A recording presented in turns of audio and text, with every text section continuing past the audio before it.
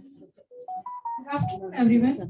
A very warm welcome to all of you in this celebration of the 17th National Statistics Day, organized by the Department of Mathematics and Statistics at Somaiya College, in collaboration with the National Sample Survey Office, Field Operations Division, Ministry of Statistics and Program Implementation.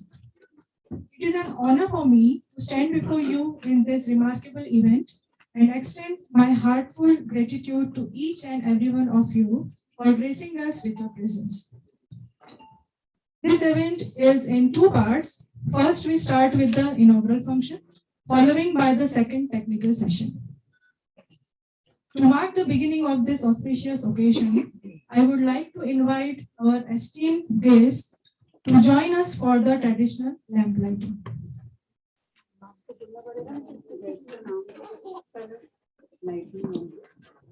Our chief guest, Dr. R.B. Burman sir. Our guest of honor, Dr. Gyaneshwar Doke sir. Honorable Roop Rashi ma'am. Respected Supriya Roy ma'am. And our director ma'am, C. Monica ma'am. Also our head of department, Dr. R.P. Nair.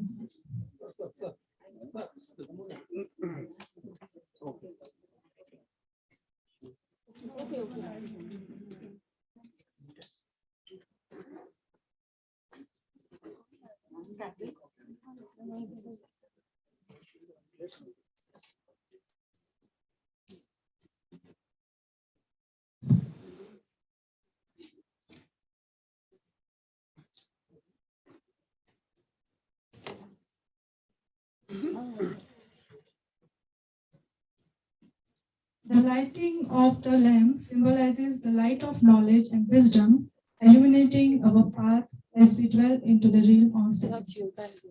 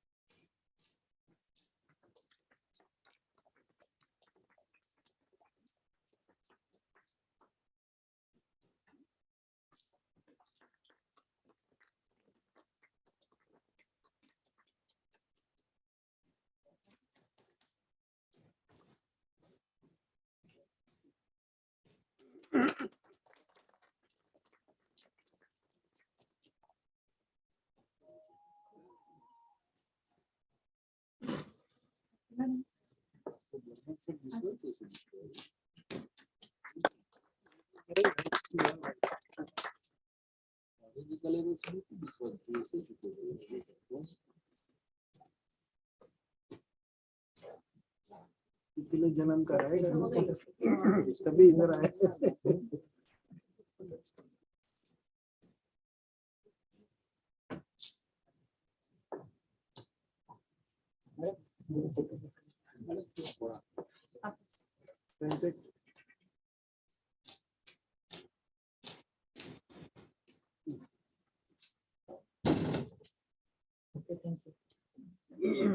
Kindly request all the dignitaries, please come on stage.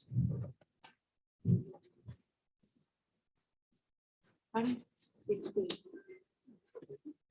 chief guest, Dr. R.B. Burman sir, Dr. Gyaneshwar Doke sir, Roop Rashi ma'am, Supriya Roy ma'am, and our director ma'am.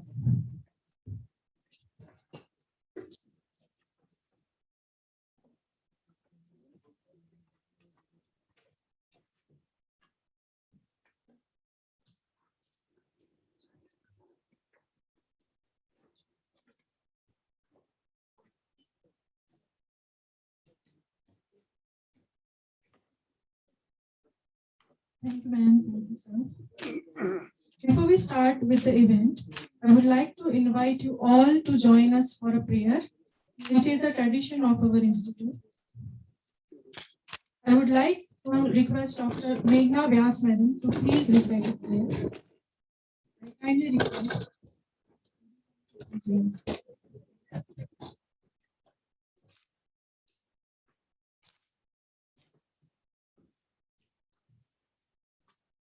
ॐ पूर्णमदं पूर्णमिदं पूर्णात् पूर्णमुदच्यते पूर्णस्य पूर्णमादाय पूर्णमेवावशिष्यते ॐ ईशावास्यमिदं सर्वं यत्किञ्च जगत्यां जगत् तेन त्यक्तेन भुञ्जीथा मा घृतः कश्चिदनम् मूकं करोति वाचालं पङ्गुं लङ्घयते गिरिं यत्कृपात्वमहं वन्दे परमानन्दमाधव ॐ प्रणो देवी सरस्वती वाजेर्भिर्वाजिनीवति धीनामवित्रवतु ॐ चोदेत्री सुनुतानां सीदन्ति सुमतीर्णां यज्ञं दधे सरस्वती ॐ असतो मा सद्गमय तमसो मा ज्योतिर्गमय मृत्योर्मा अमृतं गमय ॐ सहना भवतु सहनौ भुनक्तु सह वीर्यं कर्वावहै तेजस्विनावधीतमस्तु मा विद्विषावहै सर्वेऽत्र सुखिनः सन्तु सर्वे सन्तु निरामया सर्वे भद्राणि पश्यन्तु मा कश्चित् दुःखमाप्नुयात् ॐ शान्ति शान्ति शान्तिः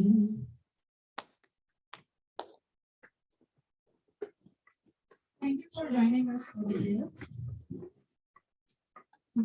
It is my honor to extend a warm welcome to our esteemed dignitaries on the dais. Our chief guest, Dr. R.B. Burman, sir, Executive Director in RBI and former chairperson of National Statistical Commission.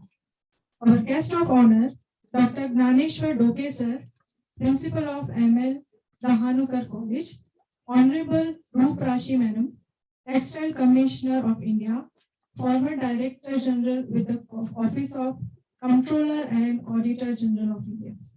Respected Supriya Roy Ma'am, Deputy Director General, National Sample Survey Office, Field Operations Division, Ministry of Statistics and Program Implementation, Government of India. And our Director, CA Monica Loda Madam, and all the dignitaries present here today. We deeply appreciate your presence and support in gracing this occasion.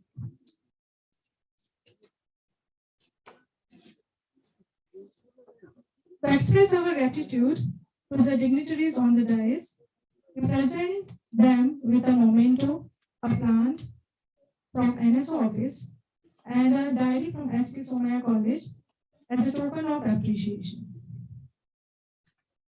For that, I kindly request Supriya Roy Madam to felicitate our chief guest, Dr. R.B. Burman, sir.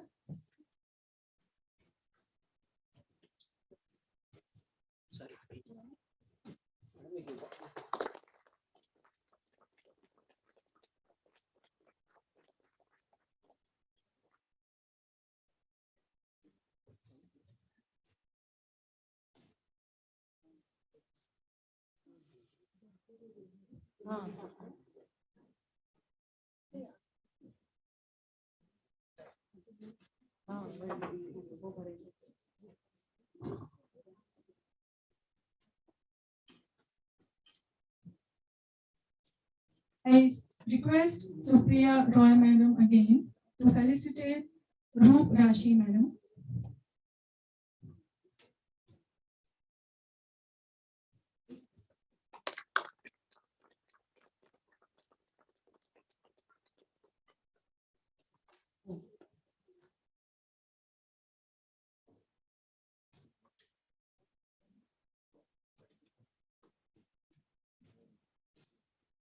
Now I request CA Monica Loda Madam to felicitate our guest of honor, Dr. Naneshwar Doke sir.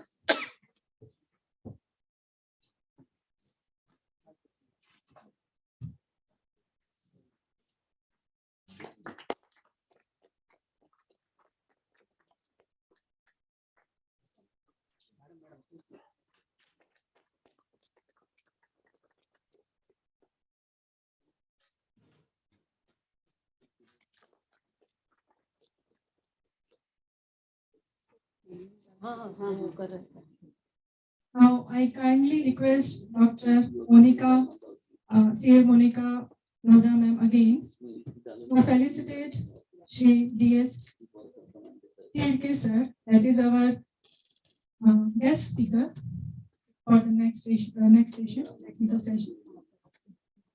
Next technical session कभी अभी okay ना sir please Request sir to come on the dais.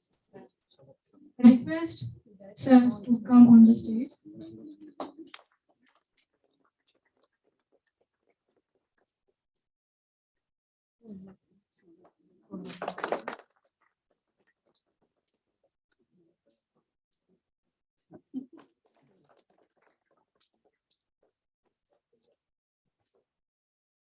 I request you again to felicitate Dr. Supriya Roy,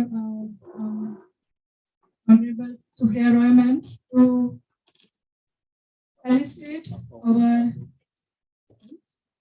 guest speaker, Shri Mahanab Manna, Deputy Director, Ministry of Textile. अच्छा आपको करना है तो फिर Shri Mahanab Manna.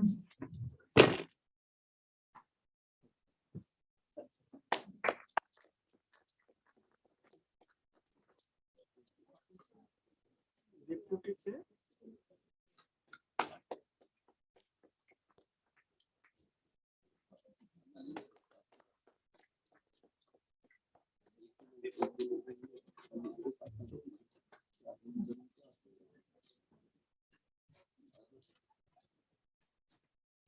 Now I request our HOD, Dr. Aarti Nayak ma'am, to felicitate our guest speaker, respected Piyali Krishnan, Associate Professor, St. Xavier's College, Mumbai.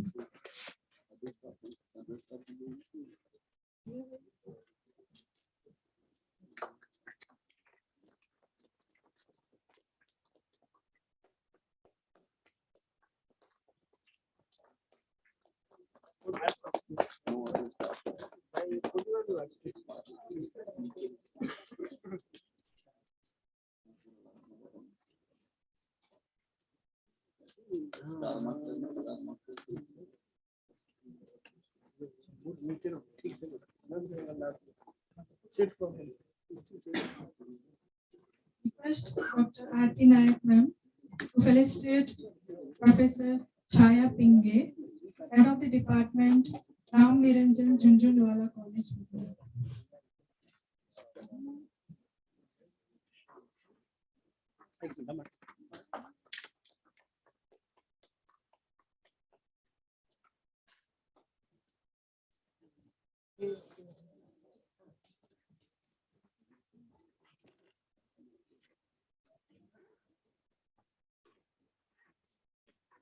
I would like to request CA Monica Loda ma'am to felicitate Ms. Tanzim Sheikh, Assistant Professor, Bandokar College, Thane.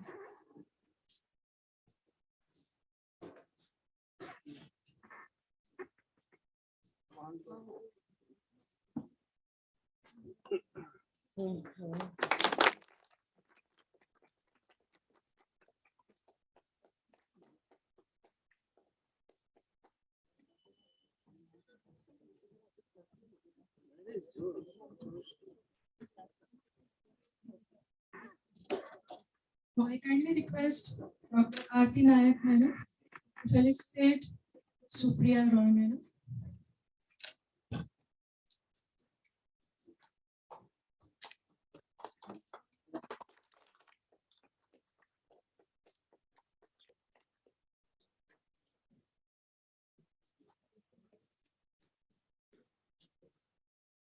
And lastly, I kindly request Supriya Roy Madam to felicitate CA Monica Lodha.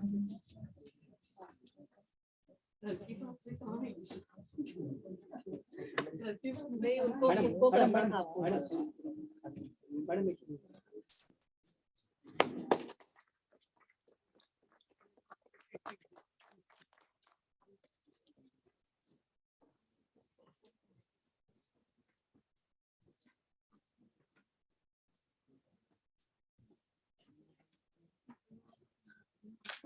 Now I request Jyoti Mantri Madam to proceed further. Thank you, Bhumika Madam. As you know, on this 29th June every year, National Statistics Day is celebrated to mark the birth anniversary of Professor Prasanta Chandra Mahalanobis, a renowned and eminent statistician. He is the best remembered for the Mahalanobis distance and a statistical measure, and for being one of the members of the first Planning Commission of India. He made pioneering studies in anthropometry in India. He also founded the Indian Statistical Institute and contributed to the design of large-scale sample surveys. For his contribution, Mahalanobis has been considered the father of statistics in India. The Government of India in 2007 decided to acknowledge the outstanding contribution made by Professor Mahalanobis and designated 29 June as a National Statistics Day. The main idea behind celebrating this day is to create the awareness among the people of India, especially youth of India, so that they draw the inspiration from the work done by the Professor Mahalanobis, which clearly suggests that statistics play a crucial role in socio-economic planning and policy formulation. The 17th National Statistics Day is celebrated nationwide around the theme of alignment of state indicator framework to the national indicator framework for monitoring sustainable development goals. This auspicious day provides statisticians, researchers, scholars with a platform to exchange ideas, discuss advancement in statistical studies, and deliberate on critical issues concerning data analysis on 17th Sustainable Development Goals. In this era of rapid global change, the pursuit of sustainable development has become a shared responsibility of every nation, and the Sustainable Development Goals provide a comprehensive roadmap to address the world's most pressing challenges, ranging from poverty eradication and gender equality, climate action, and sustainable cities. As a nation committed to the progress and prosperity, it is our duty to actively work, monitor, and strive to achieve these goals. As we celebrate 17th National Statistics Day, let's reframe our commitment to the principles of sustainable development and recognize that by aligning our state indicator framework to the national indicator framework, we are paving the way for a better future, not just for ourselves, but also for generations to come. Together, let's seize this opportunity to forge a path of progress that is inclusive, resilient, and sustainable. Moving forward now, I would like to invite CA Monica Lodha Madam, our Director, Somaiya College. I want to say a few things about Madam. She is a distinguished educator. Just a minute, Madam. She is a distinguished educator, but also a mentor, visionary, and role model for all of us. Her commitment to empowering students, encouraging critical thinking, and fostering an inclusive and diverse learning environment is truly inspiring our institute. With her vast experience in the field of education, she is really revelational and educational broadcast she is providing us. I kindly request you, Madam, please say your few words.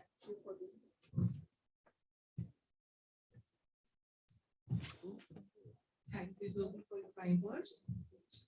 It's a pleasure, and I'll take this as an opportunity, and it's really an honor and privilege for me to welcome all the esteemed guests on the dais and off the dais. So on behalf of Somaiya Vidyavihar University, which is 3.5-year-old, I can say, university, first private university in Mumbai, in the heart of Mumbai city. But Somaiya has a legacy of 60 plus years, 6 decades, over 6 decades. We have around 35 institutions in and around in the state of Maharashtra as well as in the state of Karnataka. together. So I take this is an honor on behalf of the management, on behalf of our Vice Chancellor, sir, and on behalf of this institution to welcome,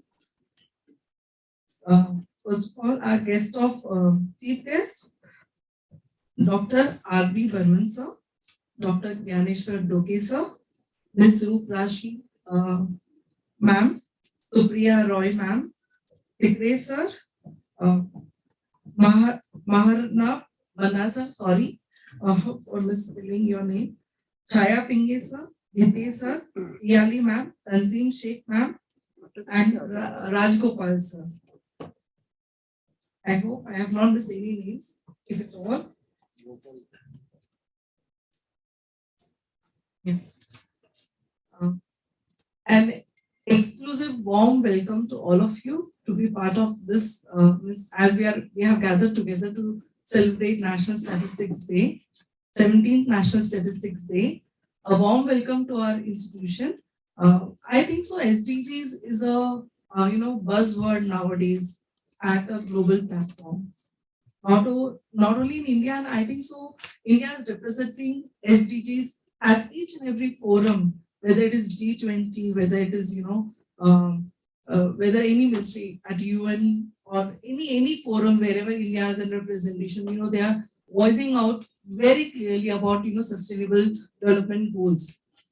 This is the buzzword, and our government as well, means all the ministries, all the Home Affairs Ministry or all the ministries are working towards getting it aligned in or percolating it to the lower level of the public, lower strata of the public. I know most of the common people may not be aware of the Sustainable Development Goal, but they come up with so much awareness programs, like small events wherein they percolate this SDGs amongst the public. A small example I can give you is no plastics. This is the way we are helping out. All the common man is aware of this, but how do we quantify that? So this is what statisticians come up, because unless and until we quantify a work of a person, we'll not be able to know whether we are successful or not. So this is the role which has been played up by this statistician, wherein they collect the data, they have an analysis how far we have reached, whether we have reached to our goal or not.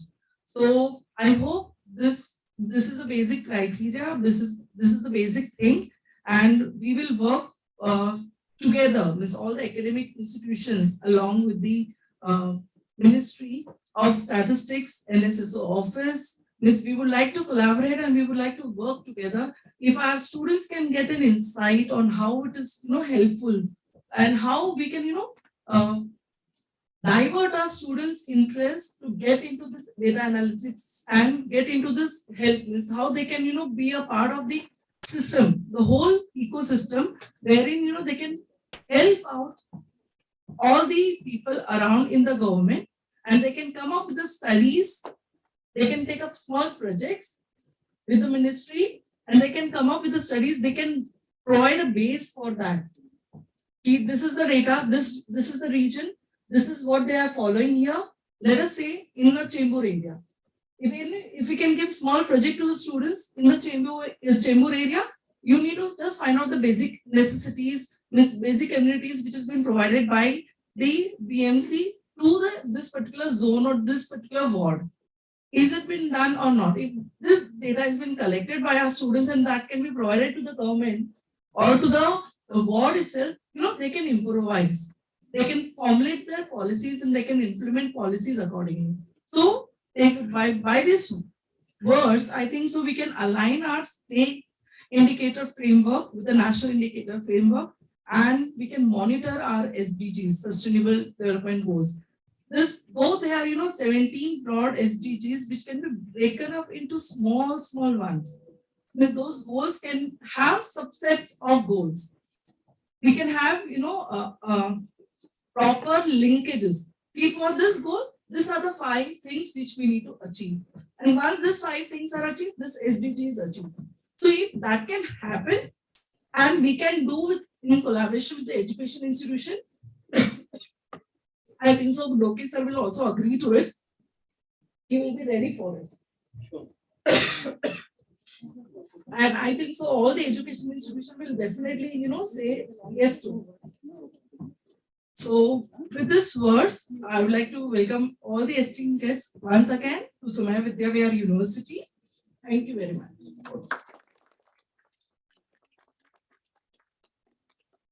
Thank you so much, madam, for your inputs. Now I would like to introduce Ms. Supriya Roy, madam. She is a Deputy Director General at Regional Office in Mumbai, NSSO. She joined the Indian Statistical Service in 1998 and started journey as an Assistant Director in Central Water and Power Research Station, Pune. She served in various departments like Office of the Directorate General Factory Advice Service and Labour Institute, Forward Market Commission, which is now merged with the same. Data Processing Center, NSSO at New Delhi and Kolkata, FOD NSSO and Pune. She has been posted in Mumbai since 2018. I request Supriya ma'am to share your valuable insight with us. Please.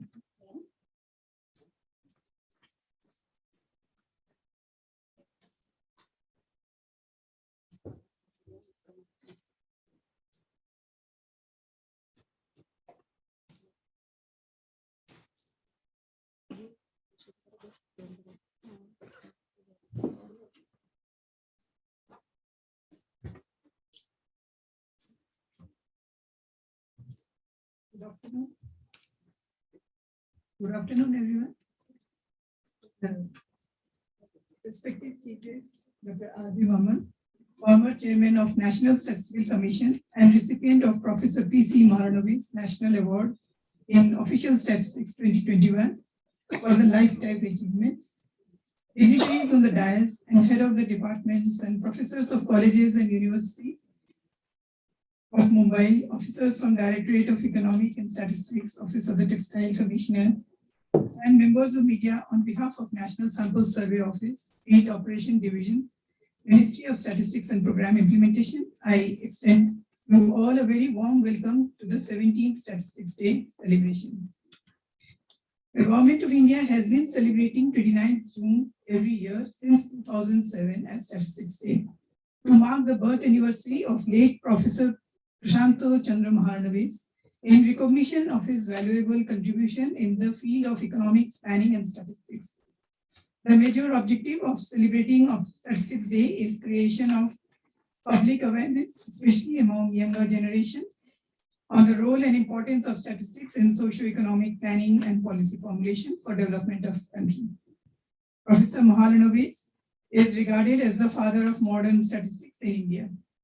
He was a scientist and statistician and is best known for devising the Mahalanobis distance, which is utilized in classification and cluster analysis.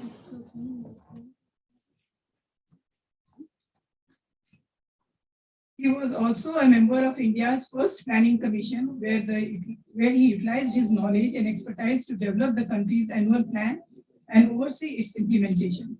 Professor Mahalanobis also established the Indian Statistical Institute in 1950 and was responsible for the establishment of official statistical system in our country, including the large-scale nationwide sample surveys. He was awarded the Padma Vibhushan in 1968 for his contribution to the sciences for his service to the country.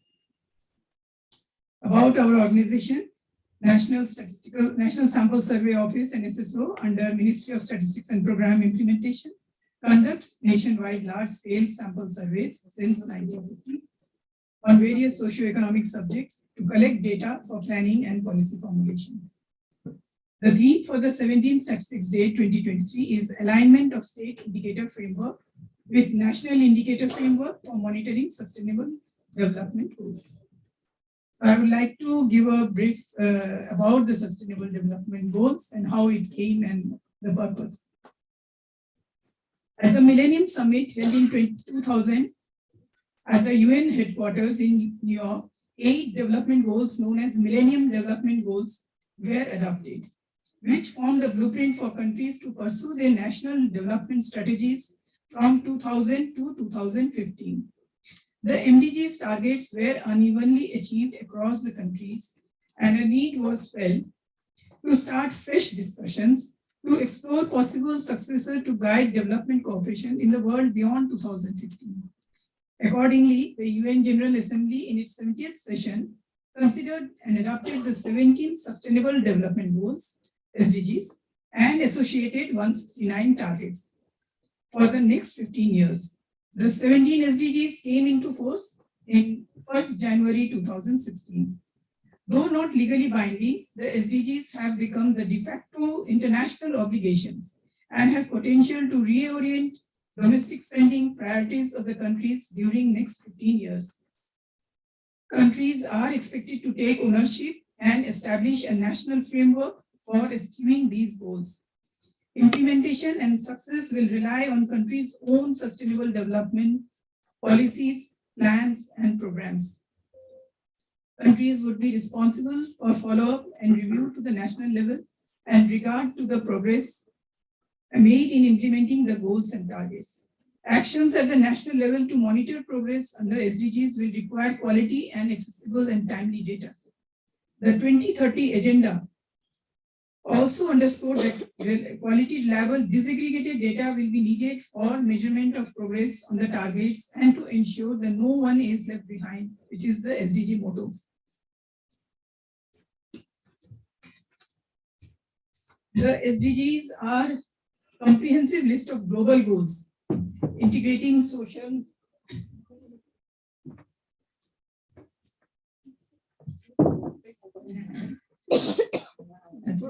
economic, and the SDGs are a comprehensive list of global goals integrating social, economic, and environmental dimensions of development. The 17 sustainable goals to transform our world. I would just like to read out those goals. Goal 1 is no poverty. Goal 2, zero hunger. Goal 3, good health and well-being. Goal 4, quality education. Goal 5, gender equality.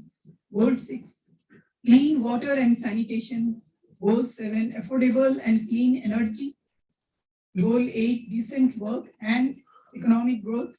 Goal 9, industry, innovation and infrastructure. Goal 10, reduced inequality. Goal 11, sustainable cities and communities.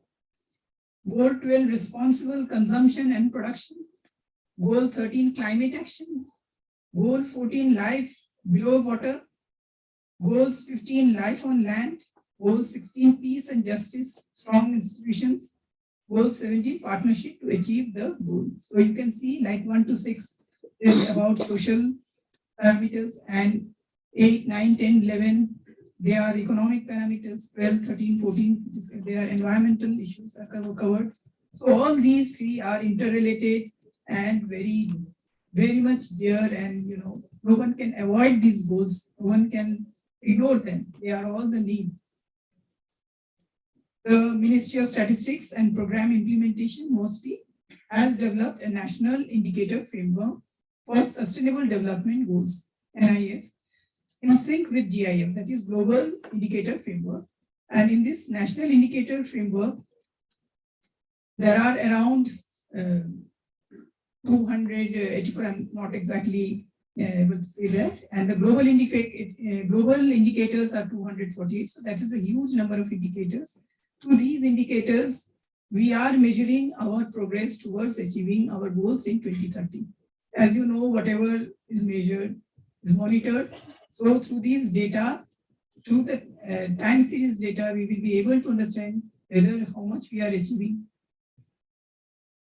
So the National Indicator Framework was developed following due consultation with the ministries, departments, states, union territories, UN agencies, research institutions, and other stakeholders.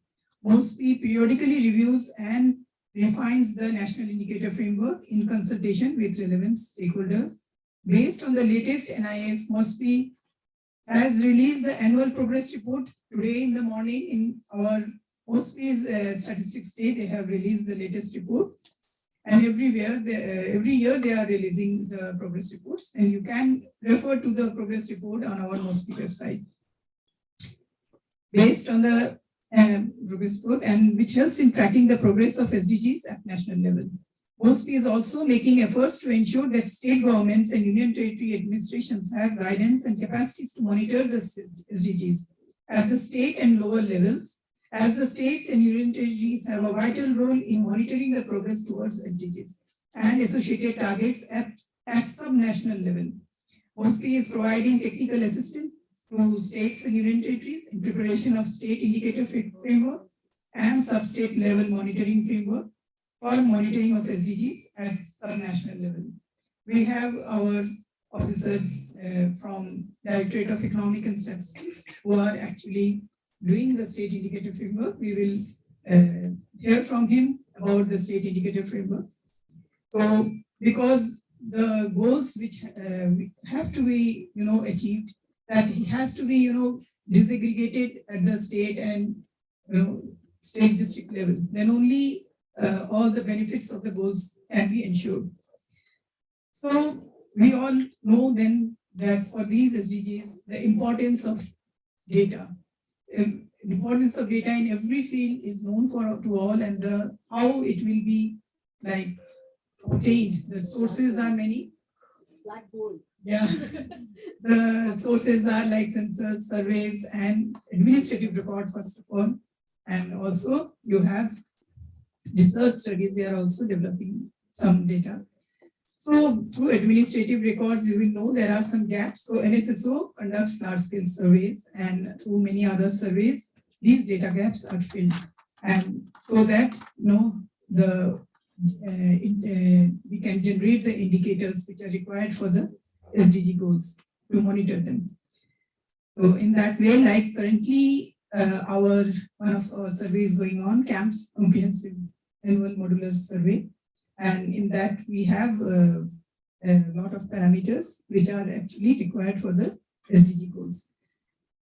So with that, I would like to tell the media thanks for coming, and they should, take the message to the public that with all cooperation from the public, from different institutions, different bodies, then only we can have a very good data system and achieve this, make these targets meaningful. We can generate the indicators. I would like to thank our colleagues from National Sample Survey and SSO office. They have made it today. They have all come, and I would also say Eid Mubarak to all of you, and happy National Statistics Day. So with that, I would like to thank you all, and please.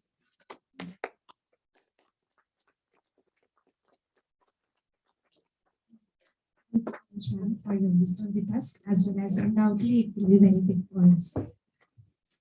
I would like to introduce our esteemed guest,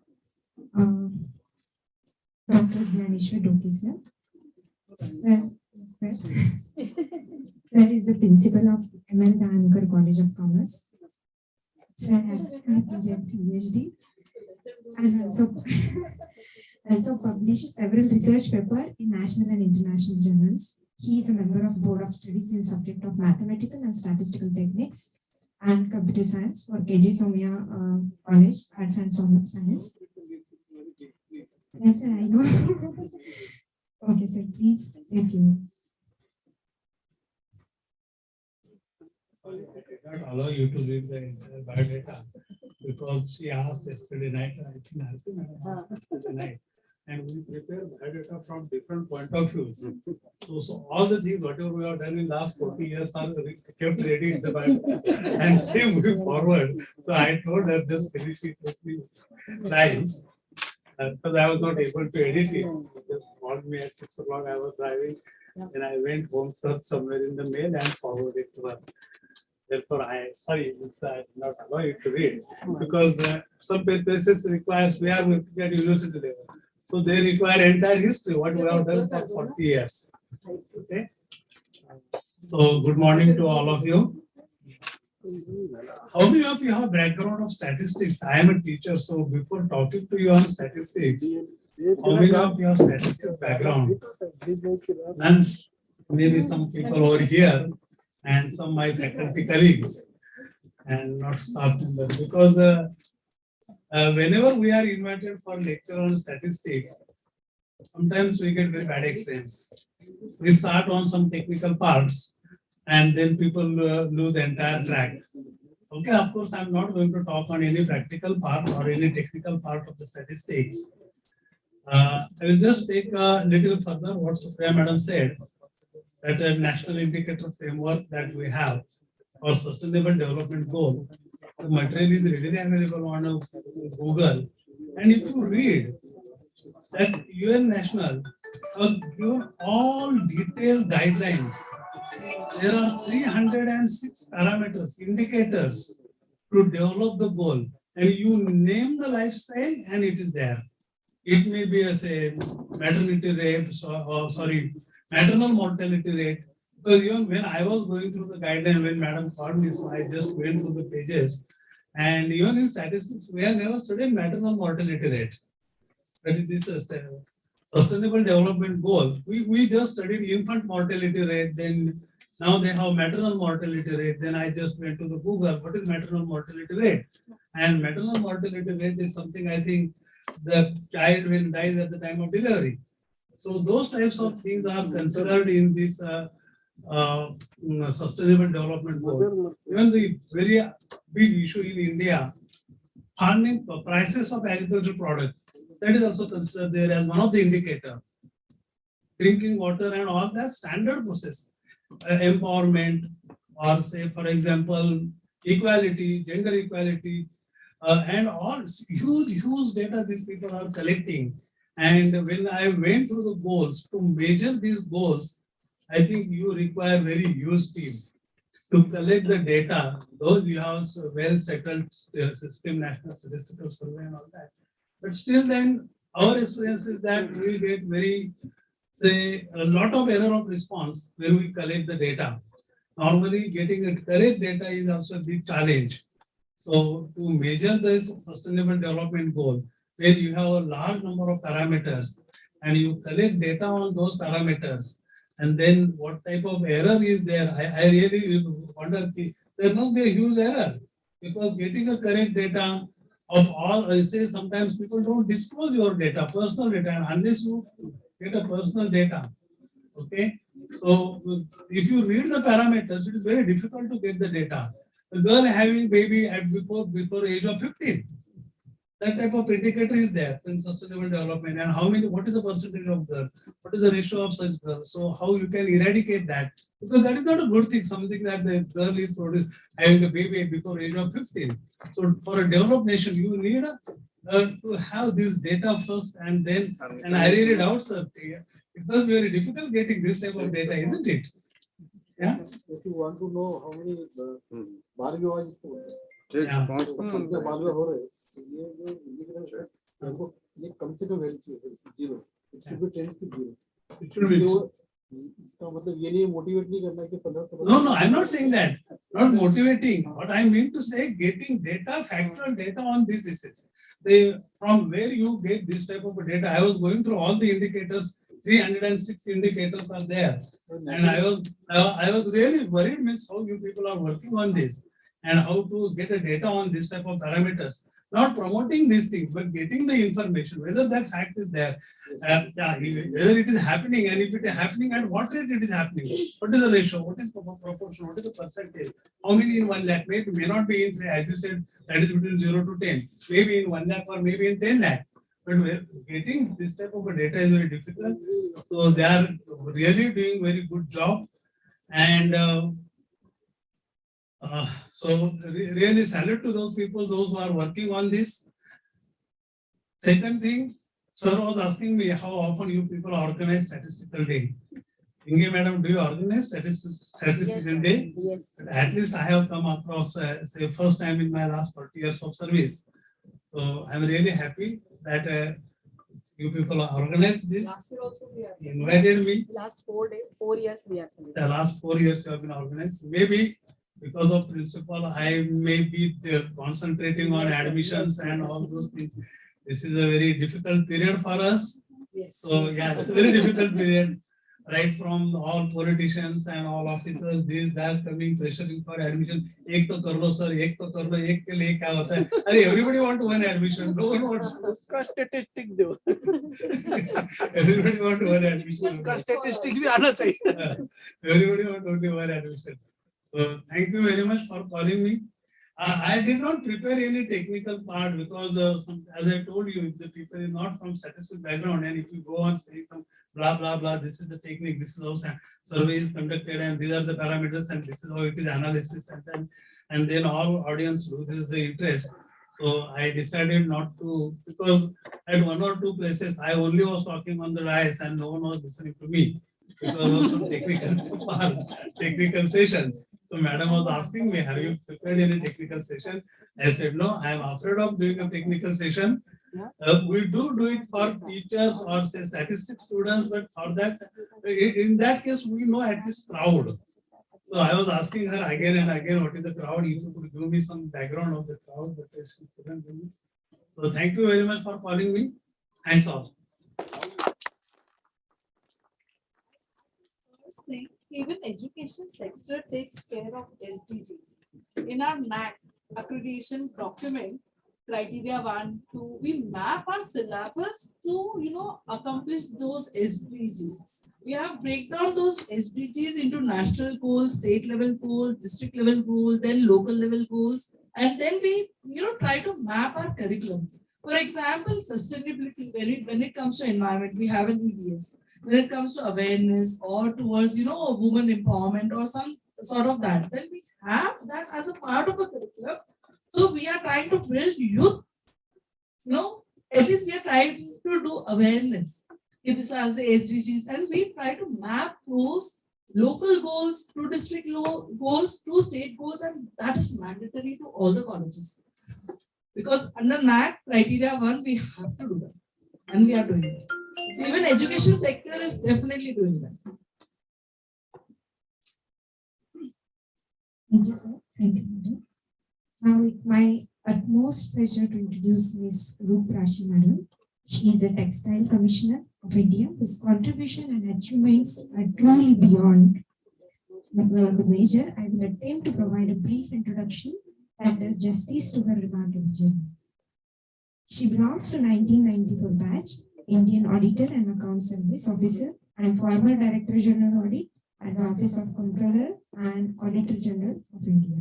She worked as a Secretary, Finance and Fiscal Reforms in the Government of Karnataka. As a Board of Director with the Coffee Board of India, Ministry of Commerce and Industry, she led initiatives to strengthen the coffee commodity value chain domestically and in export markets. She had led audit of organizations such as United Nations, Food and Agriculture Organization, and Embassy Mission Audit in South Asia. She has traversed a wide set of portfolios, gaining experience in policy and execution in development administration and policy program implementation in commerce industry.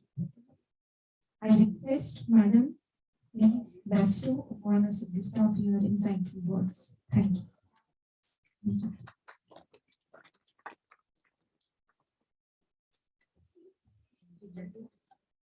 Respected R.D. Banerjee, Dr. Nyaneshwar Dokeji, Srimati Supriya Roy, Monica Rodaji, all the respected academicians present here, and all the colleagues from the central and state government.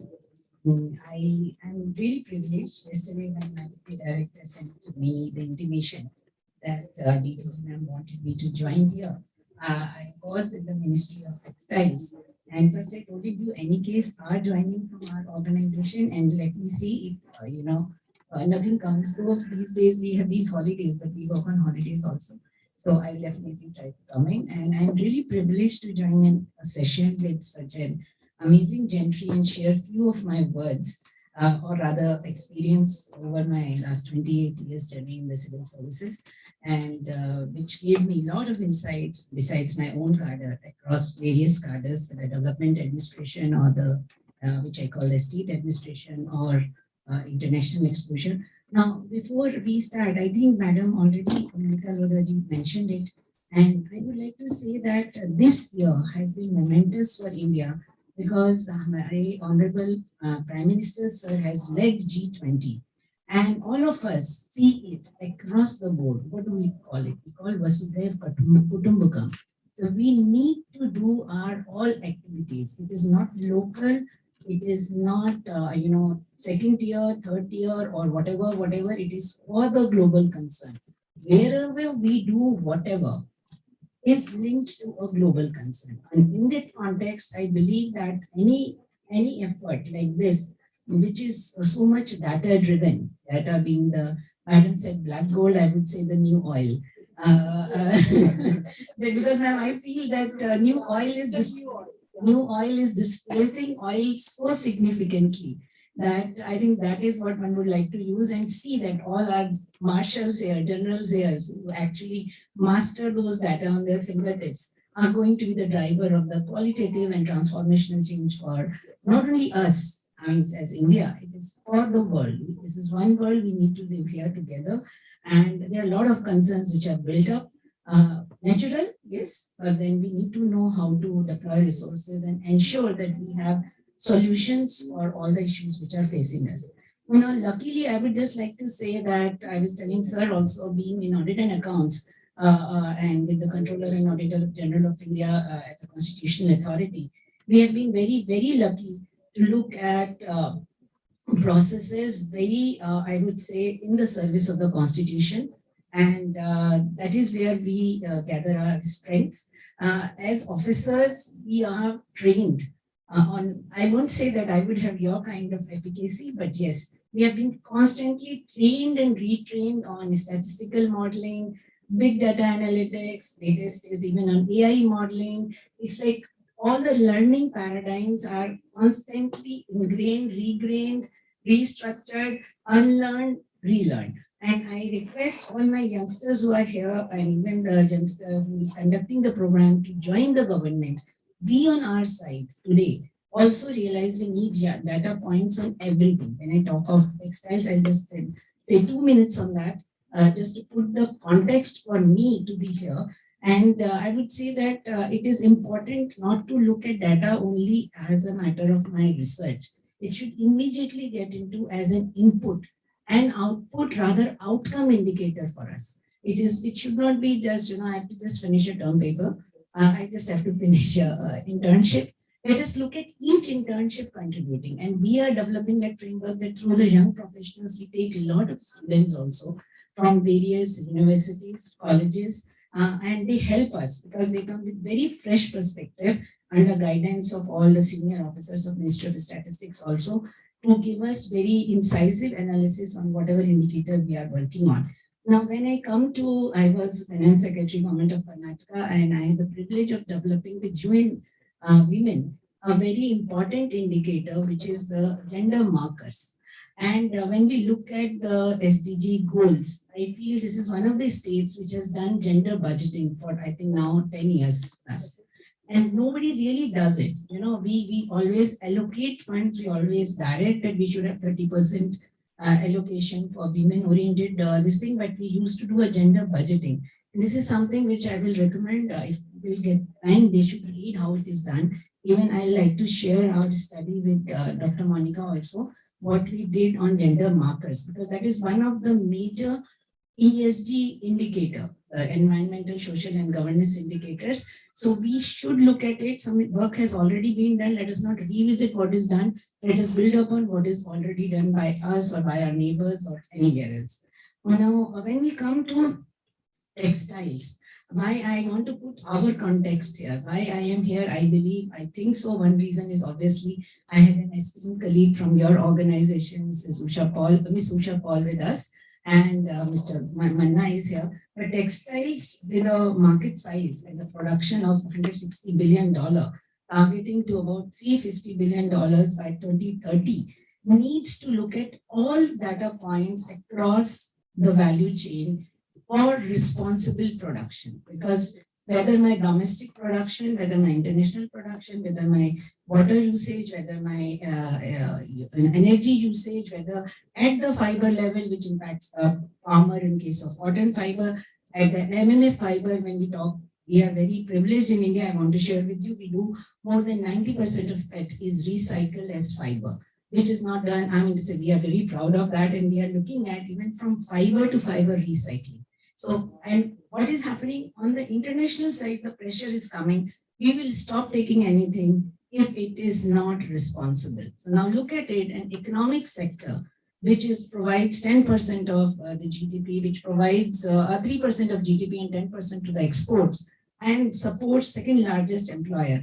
If it gets constricted because my consuming countries are going to put kind of a non-tariff barrier because they are not assured, which is an audit term, but I'm sure statistics also use it.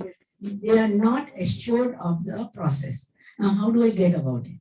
In case of cotton, our Mehna ji will also tell you how we are trying to do to get the data from the first point till the last point, starting from cotton, from the farmer to the ginner to the spinner, and get a real understanding on the supply demand mechanisms. But more than that, that is going to help us, once we get those data points, is going to help us how to organize my production, so that I take care of ESG concerns, which is like environmental, social, and governance concern. Everybody must be listening of these ESG. I feel we need to demystify it for everybody. It's not rocket science. It's most of the things we are doing, we just need to. Then when we say, oh, we are doing it well, we are responsible, they say, you get a certificate. Certificate means another cost. I'm adding cost to my enterprise, which becomes unsustainable or MSME driven.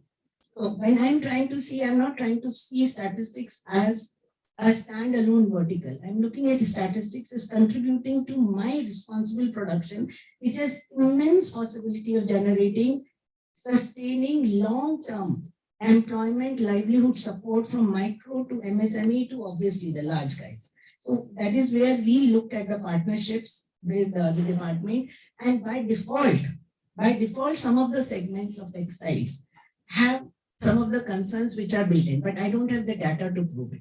That is where I need it. I know that my garmenting sector, we have data, but it is like 2012 data.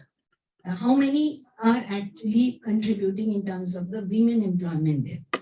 That immediately takes care. People talks of something, 33, 37, 38. We need more authentic figures to convince our buyers, our consuming markets.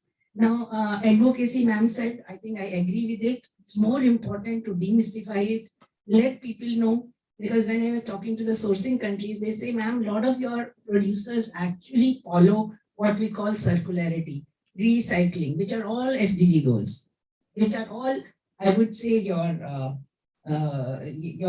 sustainable development goals. But nobody has a measure of it. And that is where we will need the support of this department to develop and realign those indicators in a way that I'm sure the data is being collected. It's not that data is not being collected. Can we help develop it into certifications for our industry also? In terms of, yes, these are your actual indicators. I'll give one example. There is something called a social and labor convergence platform internationally in textiles. Now, what happens instead of making our industry go through multiple certifications, then cost of certifications, maintenance of the certifications, what they say, we'll come once, we'll do survey, and we will, once we do the survey, all those data points will be on the same platform. How you rank on that platform will determine maybe how HSBC is going to give you good lending terms. Because if you are more compliant on labor indicator, maybe HSBC, because this one who is sourcing, say Adidas is sourcing through PVH. PVH will tell XYZ is doing good job, you give them post-shipment cheaper credit.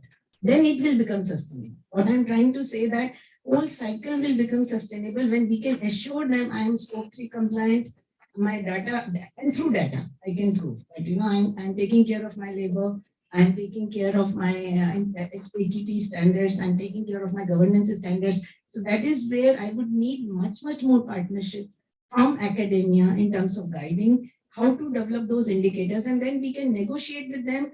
We shouldn't get into this war of, I don't want your certificate, I should have my own Indian certificate. I'll just say my data is this. This is authorized data from government. Please take it. It's an, backed by a government agency. What more do you want? That's what we did with PLFS survey also. We said, what more do you want? You want some private consultant agency to simply do it on a statistical sampling method, and sometimes that may go awry, and that may have its own biases. And when we have data from PLFS, we will give that data, which is exactly NIC code driven. Somebody will take responsibility for each data point which is collected. So I'm just looking at the synergies which can have for an enterprise when we talk of these indicators. These indicators are not I mean to say, these are not just an academic exercise. They have to go into sector. My sector is a sector which requires a lot of assurance on the data points. Lot of this thing to say, and small guys will not be able to get those certificates. So they can simply say, as per this thing, I rank. Mera ye indicator hai. I rank at this point. That way we can develop I would say, some kind of calibration together. And that calibration can help a lot of our MSME industry in terms of how they rank on ESG scales. And that can be simply backed by the fact that it is done in a very responsible way, collected through the government machinery or their partners, and then we can back for that statistics. That is one of the suggestions. I'm looking forward to support from all of that. Anyway, from our side, we have been trying to look at water as a major issue in the sustainability. And there again, with World Bank, we are looking at with urban local bodies, with Department of Statistics may also join us on that in case of Maharashtra also, to look at how to go for wastewater reuse, wherein Department of Pollution Control Board also we will be joining. But then every point it will be what was, what is, and what is it that we are projecting. And everything will need a data point. And that is where I see a lot of, the way we are teaching our students and the way we can co-opt them in, where India wants to be in that line if we work. And it is not only for, my sustenance of a particular job or my sustenance with this particular industry. If it is towards a goal, we can use all these amazing resources which are being mentored by our amazing academicians here for the national goals, wherein I'm sure our top leadership and the state leadership is on the same plane that we have to develop this sector significantly and to have a much more assurance across the value chains in terms of sustainability of all the indicators. We will need to have much deeper partnerships. Sir, I would like to once again thank all of you who have called me. I don't want to take more time. Just that since we started with the Sanskrit shloka, I would like to say I always believed, and that was first shloka which I learned, Namanti Phalino Breksha, Namanti Gunino Jana, Shush Krishtash Murkashna Namanti Kadajan. Meaning that the people who have जो गुणी होता है वो नम्र होता है, like a plant laden with lot of flowers, a lot of fruits. तो मेरी ये खुशकिस्मती है कि मैं इतने amazing पैनल के साथ आज आपके सामने हूँ. मेरे लिए ये learning की journey है. I look forward to learning. Only thing is my learning will also be targeted to be able to co-opt it in our policy, more than that, program implementation, and more than that in evaluation, so that my whole value chain can say with confidence that we are doing a lot of things which are aligning to indicators. So these indicators don't have to be looked in isolation, but directly tagged to my textile value chain. And wherein I'm sure the guidance from all of you will be very, very useful. With these few words, I thank you again for inviting me for this event. And let us look forward to meaningful partnerships. Thank you. Thank you so much, madam, for delivering such insightful words towards the students, which was researchers, their officers, and their NSSO offices here. And it will be really helpful to understand what is required towards the nation building. Now, I would like to introduce Honorable Dr. R.B. Burman sir. Burman sir joined Indian Statistical Service in 1975, left the service in 1979 to join the RBI. He rose to become executive director. During this period, he picked up econometrics and AI techniques, modernized RBI statistical system, absorbing data warehouse, provided guidance on the process for computerization of transaction data and digitalization of payments. As the chairperson of National Statistical Commission, he had set up 5 committees to modernize the statistical system. He received Mahalanobis Award from WASPI in 2021 for his lifelong contribution towards the statistics. He also has papers which explain how silent statistics can revolutionize governance for inclusive growth. Sir, I would request you to share your thoughts. Thank you, sir.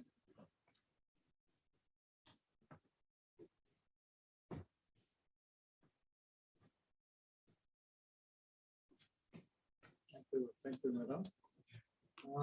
I am very delighted to be here today on this very, very special occasion. And it is very special, particularly for career statistician like me. We cherish this day. Idea is to spread the and the statistical forward and statistical thoughts among the people, among the citizens. And I must thank Somaiya University for hosting this event. I think it's a great thing. And I am also happy that the professional statisticians are participants here this evening. And it's really a great forum. I think today's objective is a great objective because it's a great person. We have heard some bit about Professor Mahalanobis. I want to add a few things about Professor Mahalanobis. They were a brilliant person who went to Cambridge for his tripos and so fast in the things. While returning, he carried that I would say that, which exposed him to the idea of statistics. He was more driven by his commitment to the society. That was much important. So, from being a professor of physics, he thought he will serve the society most by using statistics to understand the society and try to find out how to get going to make society much better. So he basically laid the foundation of statistics in the country. And at short time, he became a world-renowned figure. Even before India became independent in 1947, in 1946, after Second World War, during the formation of United Nations, the 6-member committee was set up, and only 1 member from developing economy. Those days, India, who was drafted as a part of this committee was. And after independence, as you know, laying the foundation of the shattered economy, and there was a huge lot of concern how to do it first. So this is how planning was needed, and all these things to have. See, he was one of the key players. So sometimes back there was a kind of an evaluation about the most effective personalities which made India happen. One of the 8, along with person like Baba, was Professor Mahalanobis. So with that, I just wanted to say that we are very fortunate enough to get this compliment. I also want to quote one quote about what he did in statistics and written by another great statistician. Let me read out because my memory is not that sharp, but I think I need to read it out. This is written by Edward Deming. Those who studied statistics and sample survey, they know Edward Deming, great statistician. He writes, no country, developed, underdeveloped, or overdeveloped, has such a wealth of information about its people as India has in respect of expenditure, saving, time lost through sickness, employment, unemployment, agricultural production, industrial production. We in this country, that is, he is talking about West, though accustomed to work in large-scale sample surveys, were aghast at Malanovis's plan for the National Sample Survey of India. They were simply amazed by whatever he was doing. Their complexity and scope seemed beyond the bounds of possibility. What a word he used. Beyond the bound, if not beyond any else's imagination, but they took hold and grew. So this is a great thing. And another great gentleman statistician, not India, this is H.G. Wells, great man. He was a great teacher of in the beginning of the 20th century. One of the, you can say, Renaissance of Western countries. He said, see, at that time, more than 100 years back, statistical thinking will one day be as necessary for efficient citizenship as the ability to read and write. And today, this statistical thinking with the evolution of information technology, etc., has taken a central stage. But we have still much to do. And that's why we have a huge challenge to do this. And I'll try to mention a little bit how this doing is very, very important. See, there are two things. One is that in our logical plane, what we do is that we imagine certain things. We try to formulate certain things for deductive works. It is really fine. We do our all philosophies, etc., come from out of that. But what is also important is that whether this thinking is aligned with the reality. How do you get this thinking to be aligned with the reality? It is the data, which tries to say whether your thinking is really aligned with the reality or not. So when in economics, we have a lot of ideas, a lot of theories, but if these theories do not conform to data, we go back and try to modify it. So which is more important in such a case? Is data and evidence. But then these silent statisticians don't know how to sell themselves. As a result, they lag behind, and it is the other people who steal the show in most of the time. But here again, the main strength of statistics comes from its objective. And see, whatever we do, the kind of a randomness to avoid subjectivity, we try to see that the result is consistent, the result is efficient, the result is sufficient.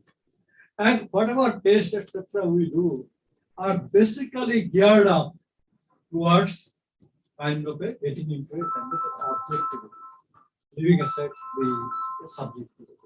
So that is the most important beauty, which tells people the reality of the facts, and that's why I like it. Now, using that, see, we have vision as a country. See, India now has the highest population in the world. We are the most populated country in the world.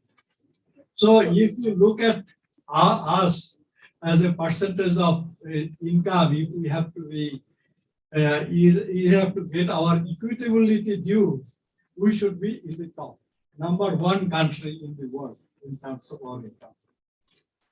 So the other day when our Prime Minister went to US, he showed that dream that one day India will be #1. Now, today it seems almost impossible. But in the year 1500, India in the world was #1.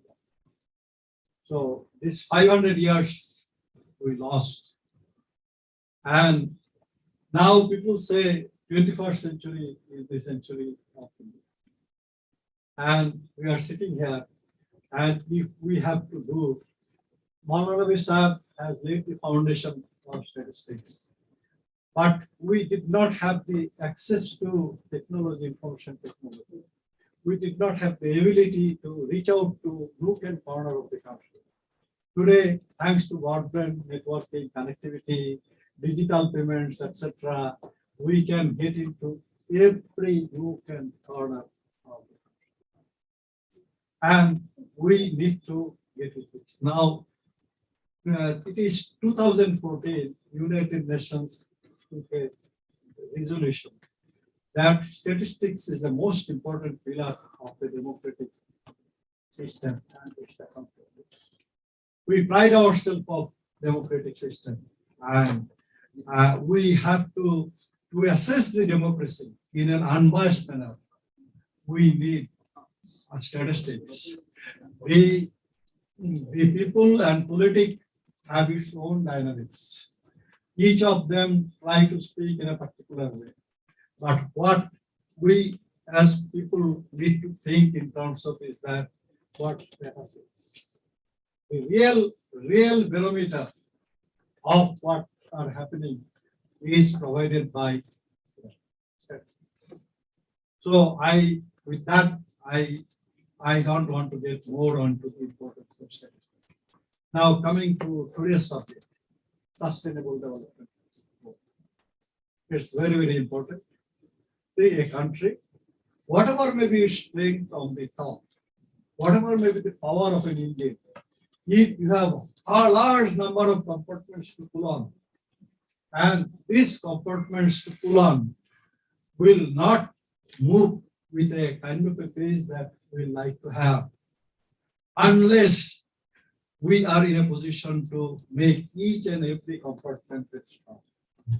And in India, see, even today, with almost 2/3 of the people living in agriculture, of which, see, those who are not landowners and into the other jobs are also huge. You see, there is a huge challenge. See, we are sitting in Mumbai. I have a house in Palghar district, 190 kilometers from Mumbai. Every month I go. Tomorrow I am going there also. You will find out the kind of a poverty, the kind of a deprivation, the kind of a malnutrition, which is very near Mumbai. See, it's just very near Mumbai. And see, there is my house is just on the bank of Vairana River. Every year during monsoon, there is a huge runoff of rains which go up to the Arabian Sea. But the farmers there produce only one crop, that is paddy.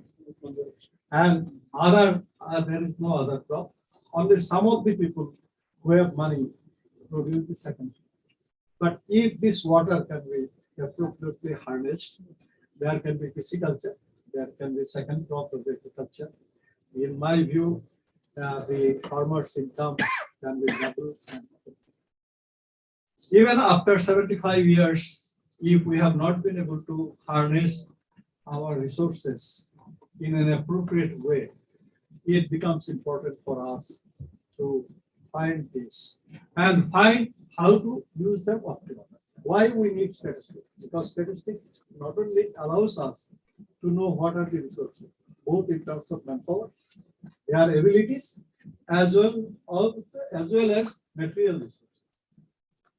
Manpower, material resources, these are all provided by statistics as one part, basic raw material.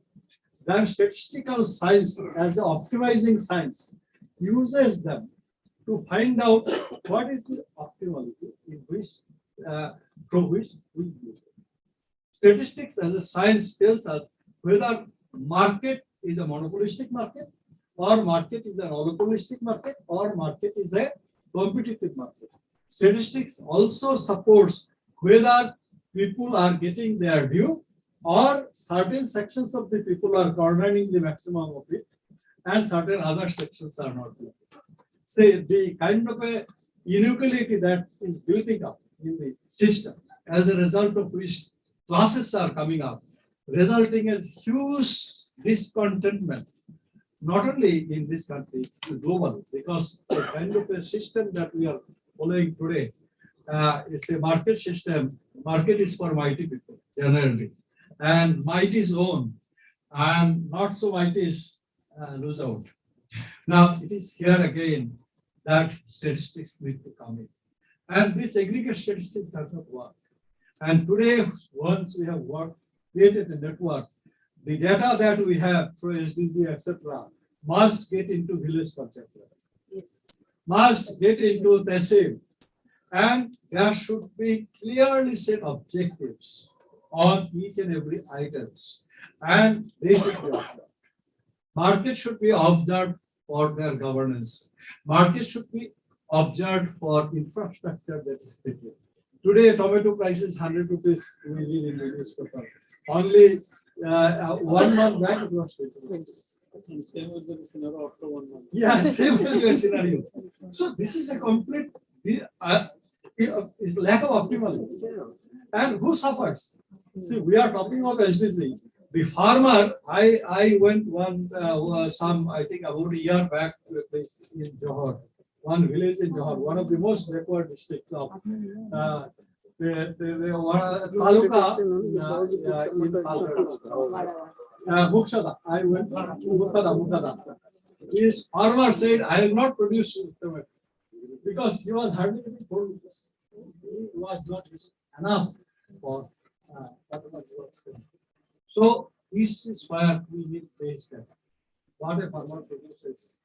It is production, it is health, it is other factors, it is malnutrition, everything we need. And we need to create a scenario based on this data and make government functionaries to deliver on expected lines and make market to work on these lines. So these are all very, very important part of it. So we also create transparency through statistics. Our society needs to be transparent. Our society should be a knowledge society. What we do is that statistics, data, when related with some other data, becomes information. And when information is analyzed, becomes knowledge. And we have to create a knowledge society across the place. Even a small man in the village should be a part of knowledge. And if things improve, when society improves, and society improves only making it knowledge society. See, if you plant some seed in the ground, if the ground is fertile, it works well. If the ground is not fertile, it does not work well. And to make the ground fertile for the country as a whole, it is not only the top which works. It is not only the slogans which work. It is not only the universities or academics that are good enough. We have to spread the knowledge through the length and breadth. And data is the most powerful means to spread this knowledge. If a farmer produces a particular quantity of paddy in that area, what is the best producer of paddy, that our data envelopment analysis, what we call in technical term, will tell you this is the farmer which has produced the most. And you try to find out how did he produce, so that others also get to know he has produced that. If a farmer did not got a better price for a particular means of marketing, others should know that this is how market becomes efficient. So SDG is very important. As I said, we have to transform the society, and the huge challenge we have, if country has to become #1 again, then huge challenge. So it's very important. We should have quality data, and we should know how to disseminate the data across all people, so that we know what is what. We don't get swayed by the slogans of the powerful people to be in power in particular way. Let true democracy come through statistics, which was United Nations Princess say it's the most powerful means of maintaining democracy. So I will not get further. Thank you so much.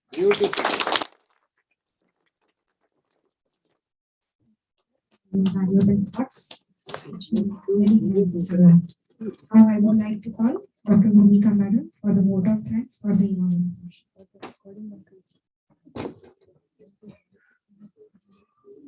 Thank you, ma'am. I express our deepest gratitude to all the dignitaries for joining us on this occasion. It is a privilege to have such esteemed personality gracing this event with their presence. First, we like to express our sincere appreciation to our distinguished chief guest, Dr. R.P. Barban sir. We are grateful for your enlightening address and for inaugurating this event. We would like to extend our heartfelt thanks to our guest of honor, Dr. Gnaneshwar Doke sir. Your presence has added immense value to this event. We express our gratitude to Rup Rashi Madam. Your wisdom, experience, and remarkable achievements have been a true inspiration to all of us. Our profound gratitude goes to Supriya Roy Madam and CA Monica Roda Madam. Your support and collaboration have this event possible. Thank you all for joining us for the inaugural function of the event of 70th Statistics Day celebration. Now we move to the second part of the event, which is a technical session. I request all of you, please remain seated for the next session. Yes, please. I request the dignitaries to please sit on the chairs.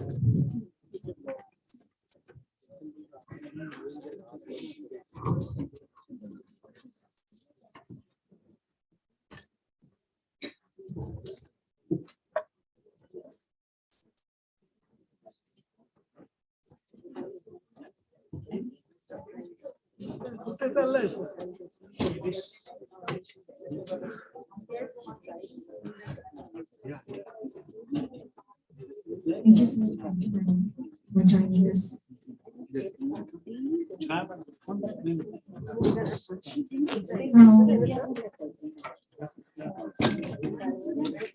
Now I would like to invite Chief P.S.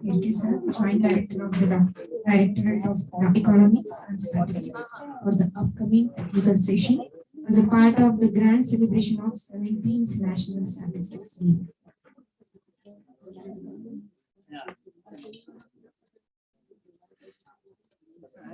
Sir, please.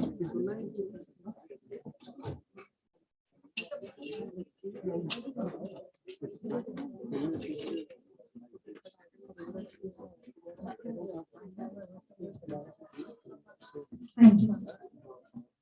Over to you.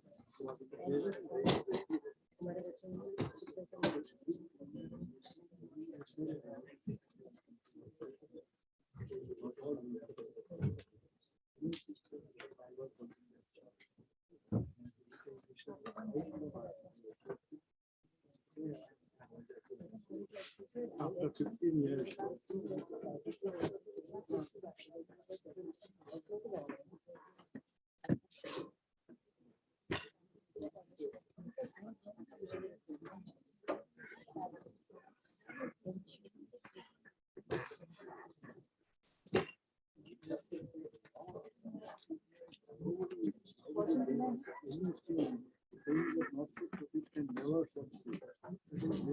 How do you get money? And we started in India.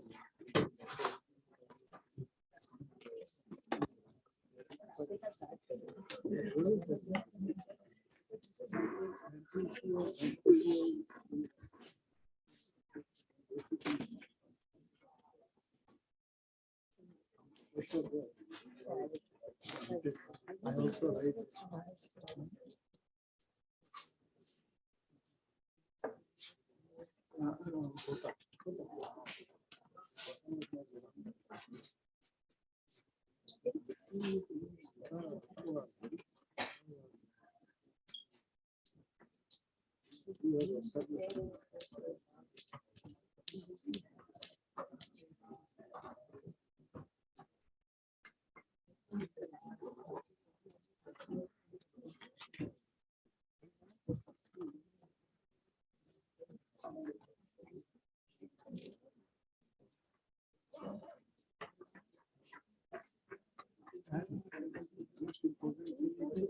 it is system. Earlier, now digitization gives us data which has to be exploited.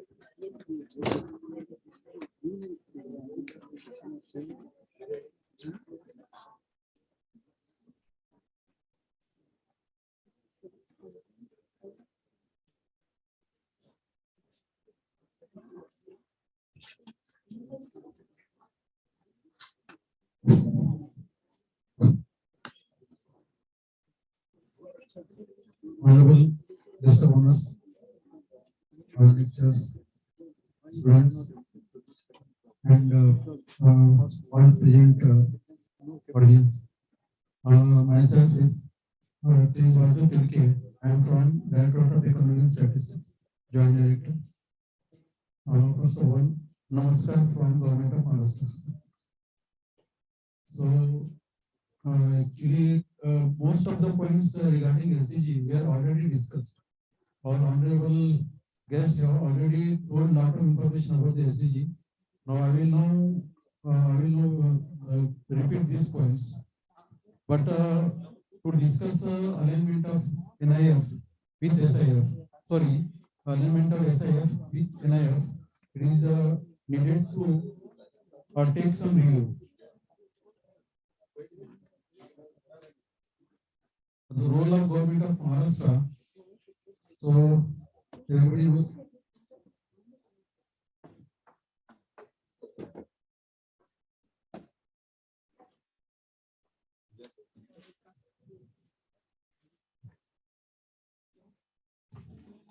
All of you know that our state is better state in the nation, and also we have per capita income is also better when compared to the other states.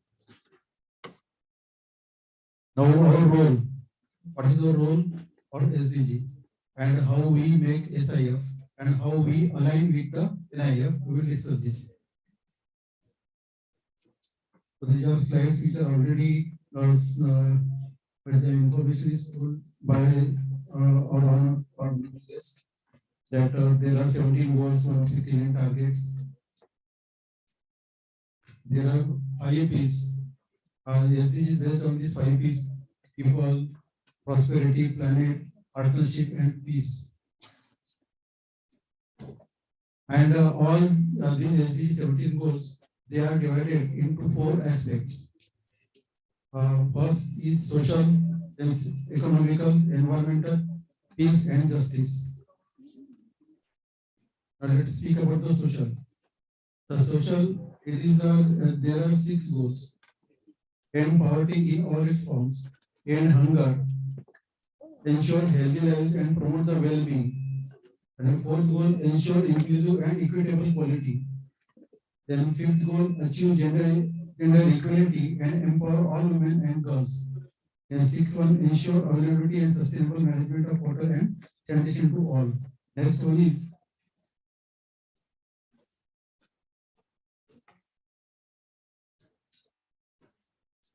is economical. Ensure access to affordable, reliable, and sustainable and modern energy for all. Promote sustainable, inclusive, and sustainable economic growth.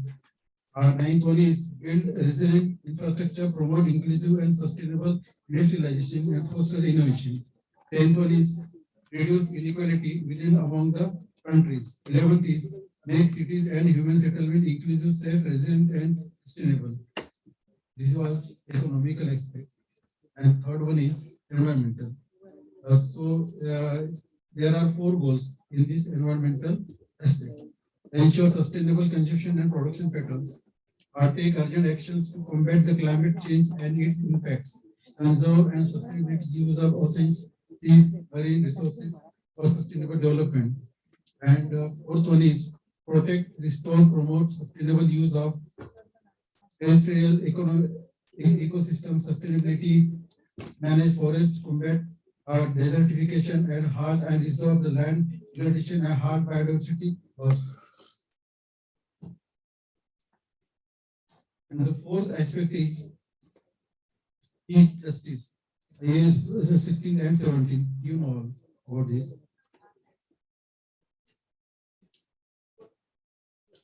Now again, the 17 goals, we have the United Nations Organization has adopted 17 goals, and they have also adopted 169 targets, and these targets are then divided into several indicators. So at beginning, when they have made global indicator framework, there were 244 indicators, and indicators again to the indicators, we must have data points. The first edition, there were 244 indicators, as I told you, and second edition was in 2021, there were 248 indicators. Now this chart, this shows the goals, 17 goals, and the number of indicators they have.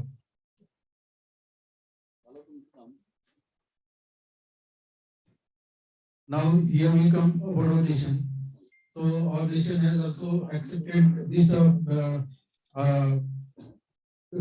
क्या होती है उसको एक global indicator network जो है उसके basis के ऊपर पूरा एसआईएफ तैयार करना था। तो हमारे जो मॉस्पी है मिनिस्ट्री ऑफ स्टैटिस्टिक्स प्रोग्राम उन्होंने एक एनआईएफ तैयार किया है।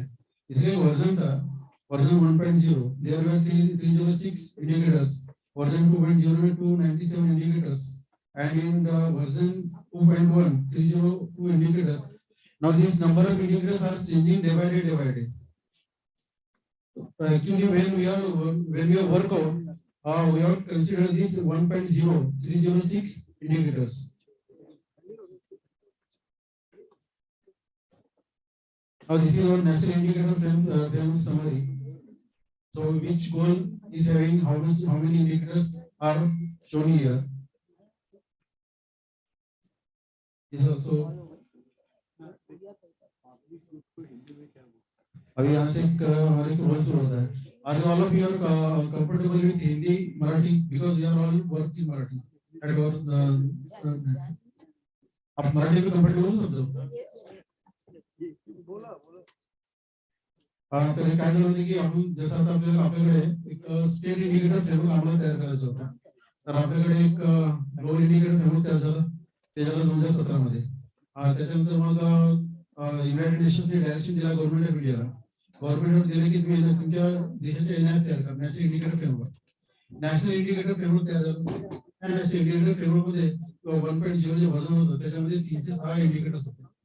आता जबाबदारी दिली त्यांनी आपल्या स्टेटला की तुम्ही तुमच्या स्टेटचं स्टेट इंडिकेटर फ्रेमवर्क तयार करा। State indicator framework planning department आणि डीईएस जे तुम्ही येतोय तिथून आम्ही तयार केलेलं आहे।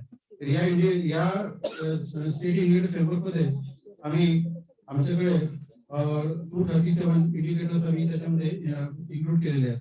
याचा आजचा विषय आहे की तुम्ही अलाइन कसं करायचं, स्टेट इंडिकेटर फ्रेमवर्क आणि नॅशनल इंडिकेटर फ्रेमवर्क कसं अलाइन करायचं हा आजचा विषय आहे। याच्यावर आपण चर्चा करूया। आम्ही काय केलं याच्याशी अगोदर की आपल्या राज्यामध्ये योजना ज्या आहेत त्या कशा राबवल्या जातात, कारण की आपल्याकडे काही केंद्र शासनाची योजना आहेत आणि काही योजना आपल्या राज्य शासनाच्या आहेत आणि आपल्याकडे योजनांची संख्या पण भरपूर आहे आणि त्यांच्यावर आपला निधी पण खूप जास्त जातोय। ठीक आहे ना। याच्याकरता काय केलं की आपल्या ओव्हरऑल जर बाकीचे स्टेट जर बघितले तर आपल्याकडे योजना खूप जास्त पैसा खर्च होतो आणि योजना पण आपल्या बऱ्यापैकी आहेत। त्याच्यामुळे आम्हाला असं वाटलं की आपण जे काही इंडिकेटर्स एनआयएफचे जे आहेत नॅशनल इंडिकेटर फ्रेमवर्क मध्ये जे इंडिकेटर्स जे आहेत त्यांचे 306 जे इंडिकेटर्स होते तर त्यांच्यापैकी काही इंडिकेटर्स जे असतात ते असतात इंटरनॅशनल लेवलचे, म्हणजे इंटरनॅशनल कोऑपरेशन आणि प्रत्येक स्टेटला मॉनिटर करणं, नॉर्थ ईस्ट स्टेट बद्दल काही इंडिकेटर्स असतात, काही इंडिकेटर्स अजून वेगवेगळ्या विषयाचे असतात की जे आपण स्टेट गव्हर्नमेंट जी आहे ती मॉनिटर करू शकत नाही, असे काही इंडिकेटर्स होते। तर त्या 306 पैकी 99 इंडिकेटर्स जे होते ते आम्ही त्याच्यातून बाद केले, त्यातलं ते वगळले। 306 इंडिकेटर्स वगळले आणि त्याच्यानंतर मग आम्ही असं त्याच्यामध्ये जे इंडिकेटर्स बघितलं तर 161 इंडिकेटर्स जे होते ते ऍज इट इज आम्हाला घ्यायचे होते। जे काय की त्यांचा जो डेटा आहे तो जसं तसा आपल्याकडे उपलब्ध होता आणि त्या सगळ्या ज्या योजना ज्या आहेत आणि जी सगळी जी माहिती आहे ती आपल्या राज्यामध्ये उपलब्ध आहे। तर आता एसआयएम आम्ही जेव्हा तयार केलं तेव्हा आम्ही काय असं म्हणजे एखाद्या खोलीमध्ये बसून तयार झालेलं नाही सगळ्या गोष्टी। याच्यामध्ये आम्ही आपल्याकडे जे काही डिपार्टमेंट्स आहेत, आमच्याकडे 32 डिपार्टमेंट्स आहेत जवळपास ऍडमिनिस्ट्रेटिव्ह डिपार्टमेंट्स मंत्रालयामध्ये। तर त्या मंत्रालयाचे जे काही वरिष्ठ अधिकारी होते त्याच्यानंतर डिस्ट्रिक्ट लेवलचे जे काही अधिकारी होते सगळ्यांचे आम्ही वर्कशॉप घेतले। वर्कशॉप घेतल्यानंतर मग त्यांच्या समोर मी हे एनएफचे इंडिकेटर्स ठेवले की बघा हे एनएफचे इंडिकेटर्स आहेत आणि या एनएफचे इंडिकेटर्स मध्ये आपण जसे घेतले पाहिजे का त्याच्यामध्ये काही मॉडिफाय केले पाहिजे. आणि या चर्चेअंती प्रत्येक डिपार्टमेंटच्या चर्चेअंती मग आम्ही सगळे इंडिकेटर्स फायनल केले. पण त्याच्यामध्ये आम्हाला असं समजलं की नॅशनल इंडिकेटर फ्रेमवर्क मध्ये जे 244 इंडिकेटर जे होते त्यांच्यापैकी सॉरी 306 इंडिकेटर जे होते त्यांच्यापैकी आपण त्याच्यातले फक्त जसेच्या तसे 161 घेऊ शकतो. मग आम्ही त्याच्यातले फक्त 161 इंडिकेटर जसे तसे घेतले. मग काही इंडिकेटर असे होते की ते निगडीत होते, म्हणजे आपल्याकडे जे योजना होते त्यांच्याशी ते असे काही निगडीत होते. तर निगडीत असल्यामुळे काय झालं की मग आम्ही विचार केला की यांना टोटली वगळण्यापेक्षा मग आम्ही काय केलं की त्यांना काहीतरी मॉडिफाय केलं मग. आणि असे आम्हाला 46 इंडिकेटर जे आहेत ते आम्हाला मॉडिफाय करावे लागले. 46 इंडिकेटर आधी मॉडिफाय केले. मग आम्ही अजून असं बघितलं की काही असे जे योजना आहेत किंवा काही असे जे कार्यक्रम जे आहेत ते नॅशनल इंडिकेटर फ्रेमवर्क मध्ये मिसिंग आहेत, म्हणजे त्यांच्यामध्ये नाहीच असते. मग आम्ही असं विचार केले की बाई हे महत्वाच्या गोष्टी आहेत आणि महत्वाच्या आपल्या योजना आहेत, यांचं सुद्धा कुठेतरी मेजरमेंट झालं पाहिजे, कारण की यांचा सुद्धा एक इम्पॅक्ट जो आहे तो आपल्या विकासावर होत असतो. आणि त्याच्यामुळे मग आम्ही काय केलं की 30 आम्ही नवीन इंडिकेटर त्याच्यामध्ये ऍड केले. अशा पद्धतीने 161, 46 आणि 30 असे आमचे 237 इंडिकेटर्स तयार झाले आणि अशा पद्धतीने आमचा स्टेट इंडिकेटर फ्रेमवर्क तयार झालेला आहे. याच्यामध्ये विषय फक्त एवढंच होता की आम्ही अलाइन कसं केलेलं आहे. तर आपण जसं जसं कुठल्याही राज्य नॅशनल लेवल इंडिकेटर जे आहेत ते आम्ही जसे जसं कोणते राज्य घेऊ शकत नाही, त्याच्यामध्ये त्या राज्यामध्ये भौगोलिक संपदा, उपलब्ध रिसोर्सेस आणि त्यांच्या योजना, केंद्रशासित योजना या सर्वांना मिळून आणि त्या राज्याचे काही स्पेशल नीड्स आहेत का या सगळ्या गोष्टींचा विचार करून आपल्याला SIA फाईल करायचं होतं, स्टेट इंडिकेटर फ्रेमवर्क. आणि तशा पद्धतीने आपण स्टेट इंडिकेटर असा फाईल केलेला आहे. आणि हा अलाइन कसा केलेला आहे तर त्याच्यात 161 आपण जसे तसे घेतलेले आहेत, 46 मॉडिफाय केलेले आहेत आणि 30 नव्याने घेतलेले आहेत. आता अशा पद्धतीने आपण हा अलाइन केलेला आहे. आता याच्यात मी तुम्हाला काही उदाहरणं दाखवतो. आता याच्यामध्ये या इंडिकेटरच्या आपण 3 प्रकारमध्ये मोडू शकतो. एक तर इंडिकेटर असे आहेत की जे आपण जसेच तसे घेतलेले आहेत. काही इंडिकेटर असे आहेत की जे आपण मॉडिफाय केलेले आहेत. काही इंडिकेटर असे आहेत की जे आपण नव्याने घेतलेले आहेत आणि काही इंडिकेटर असे आहेत की जे वगळलेले आहेत. ही चारही जी कॅटेगरी आहे ती आपण याच्यामध्ये बघू आता.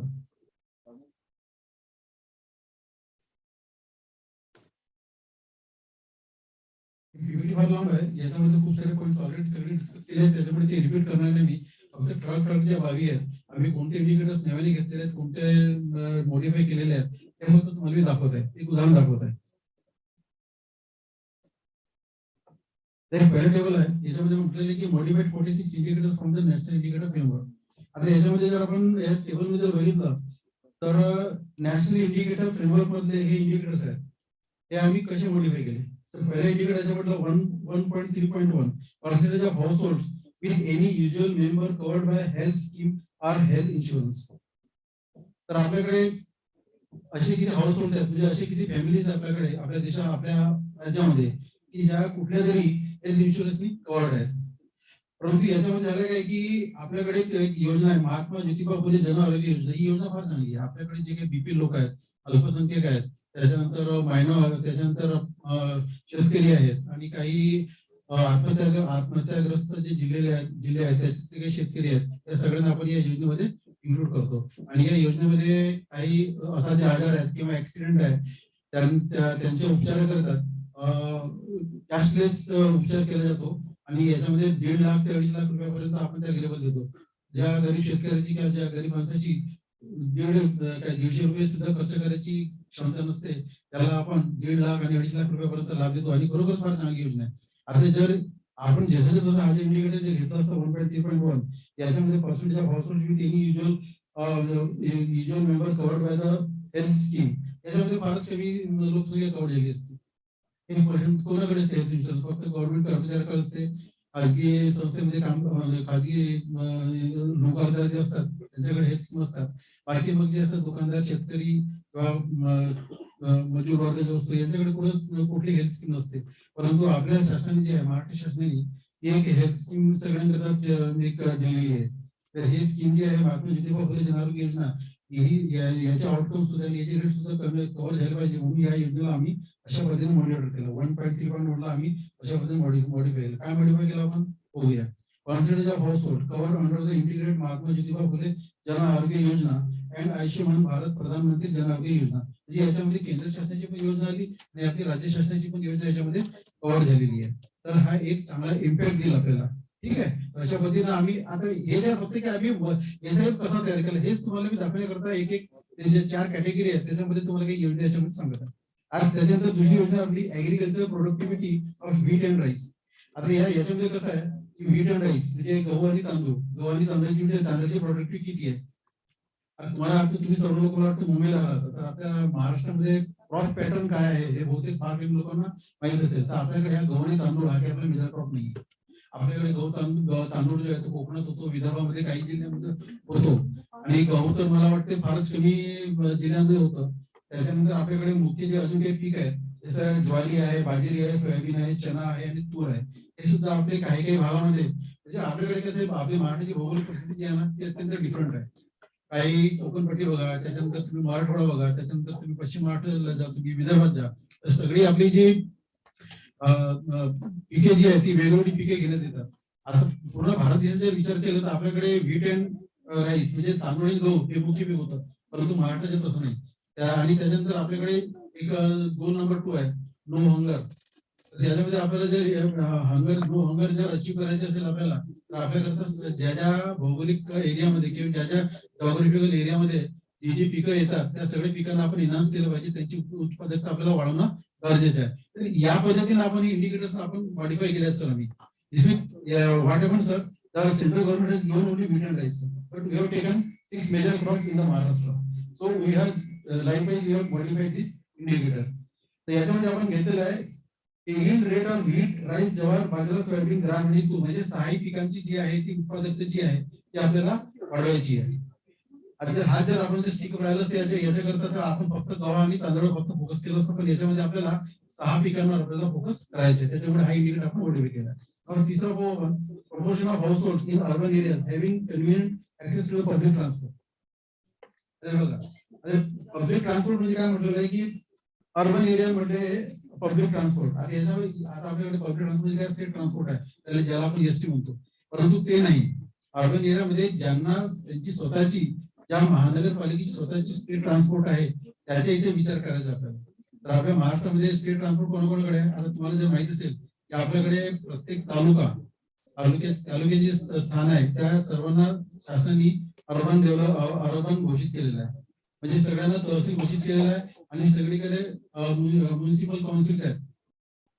म्हणजे म्युनिसिपल काउन्सिल असल्यामुळे आपल्याकडे नंबर ऑफ सिटीज ज्याला आपण म्हणतो किंवा अर्बन एरिया जो म्हणतो तो अफाट आहे. जवळपास आपल्याकडे 50% पॉप्युलेशन 48 to 49% पॉप्युलेशन जी आपली ती अर्बन एरियामध्ये कव्हर होतं. त्यात मुंबई, पुणे, नागपूर, त्याच्यानंतर अमरावती, नाशिक हे सुद्धा मोठे जिल्हे आहेत ज्यांची लोकसंख्या फार जास्त आहे. आणि जर असं विचार केला आपण तर आपल्याकडे जे पब्लिक ट्रान्सपोर्ट आहे ती मुंबईला आहे वेगळी, त्याच्यानंतर मुंबईला बेस्ट म्हणून आहे, पुण्याला पण त्यांची पब्लिक ट्रान्सपोर्ट आहे, नागपूरला पण आहे. परंतु आपल्याकडे नंबर ऑफ म्हणजे काय म्हणतो आपले तालुके आहेत आणि छोटी छोटी शहर आहेत ज्यांच्यामध्ये त्यांचे स्वतःचा पब्लिक ट्रान्सपोर्ट नाही आहे. आता ह्या इंडिकेटर आपण याच्याकरता मॉडिफाय केलं फक्त की जर आपण असं विचार केला असता की नाही बा पब्लिक ट्रान्सपोर्ट जे आहे हे आपण अचीव केलेलं आहे. कारण की मुंबई, पुणे आणि नागपूर या ठिकाणी जर आपण लोकसंख्या जर घेतली तर एकूण अर्बन पॉप्युलेशन जवळपास 70% पॉप्युलेशन या 3 शहरांची आहे. आपण त्याच्यात आपण मिळवलं असतं की we had achieved this goal, we had covered 70% of population by the public transport. But this is not the fact. जरी आपण 70% पॉप्युलेशन कव्हर केलं ती कुठली गेलेली आहे आपण मुंबई, पुणे आणि नागपूरची. मला पूर्ण अर्बन पॉप्युलेशन म्हणजे एखादा जर तालुका असेल आणि त्या तालुक्याची पॉप्युलेशन 3000 जरी असेल परंतु तो अर्बन असेल, म्युनिसिपल काउन्सिल असेल, तिथे सुद्धा पब्लिक ट्रान्सपोर्ट झाली पाहिजे. आपल्याला निवड महाराष्ट्रामध्ये हे नाही करायची की आपल्याला फक्त मोठ्या मोठ्या शहरांकडे लक्ष द्यायचे. आपल्याकडे जी लहान लहान जी शहर आहेत ज्याला आपण टाउन प्लेस म्हणतो की टाउन पण नाही, आधी ग्रामपंचायत होत्या, ग्रामपंचायती होत्या, परंतु शासनाने तालुका प्लेस असल्यामुळे त्यांना म्युनिसिपल काउन्सिल म्हणून घोषित केलेलं आहे. हे सुद्धा पब्लिक ट्रान्सपोर्ट त्यांची सुद्धा स्वतःची पब्लिक ट्रान्सपोर्ट असली पाहिजे. असं जर ब्रीथ केलं तर तुम्हाला गमत सांगतो मी, आपल्याकडे पॉप्युलेशन जी आहे अर्बन पॉप्युलेशन ती जवळपास 70% अर्बन पॉप्युलेशन आपली पब्लिक ट्रान्सपोर्टने कनेक्टेड आहे. पण नंबर ऑफ सिटीज जर आपण विचार केला, नंबर ऑफ अर्बन एरिया जर विचार केला म्हणजे याच्यामध्ये नगरपालिका, महानगरपालिका, छोटी नगरपालिका, नगरपंचायत यांचा जर विचार केला तर तुम्हाला आश्चर्य वाटेल फक्त 6% शहरांमध्ये पब्लिक ट्रान्सपोर्ट आहे. मग समजा उद्या आपण जर हा गोल अचीव जरी केला असता किंवा आमच्याकडे 65% 70% जर पॉप्युलेशन झालेली आहे, परंतु ती माहिती जी आहे ती परिपूर्ण नसते. आणि आपल्याला सर्वांचा एक सर्वांगीण विकास करायचा आहे, हे आपले ध्येय आहे. कारण की आपल्या ईडीचे काय ध्येय आहे, नो वन लेफ्ट बिहाइंड, कोणीही विकासापासून वंचित राहू नये. निव्वळ मुंबई, पुणे, नागपूर, सोलापूर, अमरावती अशा मोठ्या शहर सांभाळून चालणार नाही, तर सगळे शहर सोबत न्यायचे आहे. तर आपल्याला काय करावं लागेल, हा गोल आपण मॉडिफाय केला.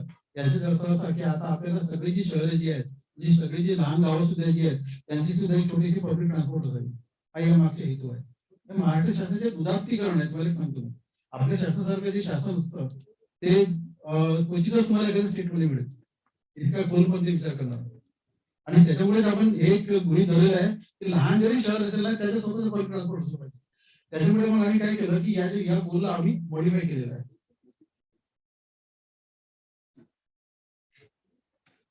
तर हे फक्त आपले जे 46 आम्ही जे इंडिकेटर जे मॉडिफाय केलेले आहेत त्याच्यापैकी उदाहरण दाखल फक्त 3 आहे. 46 इंडिकेटर डिस्कस करणं या इथे थोड्या वेळेमध्ये शक्य नाहीये. अशा पद्धतीने आम्ही हे मॉडिफिकेशन केलेले आहेत. जे काय असते की लोकल नीड काय आपल्या राज्याची काय नीड आहे हे गृहीत धरून आम्ही हे जे 46 इंडिकेटर्स एनआयएफ मध्ये मॉडिफाय करून एसआयएफ मध्ये इन्क्लूड केलेले आहेत.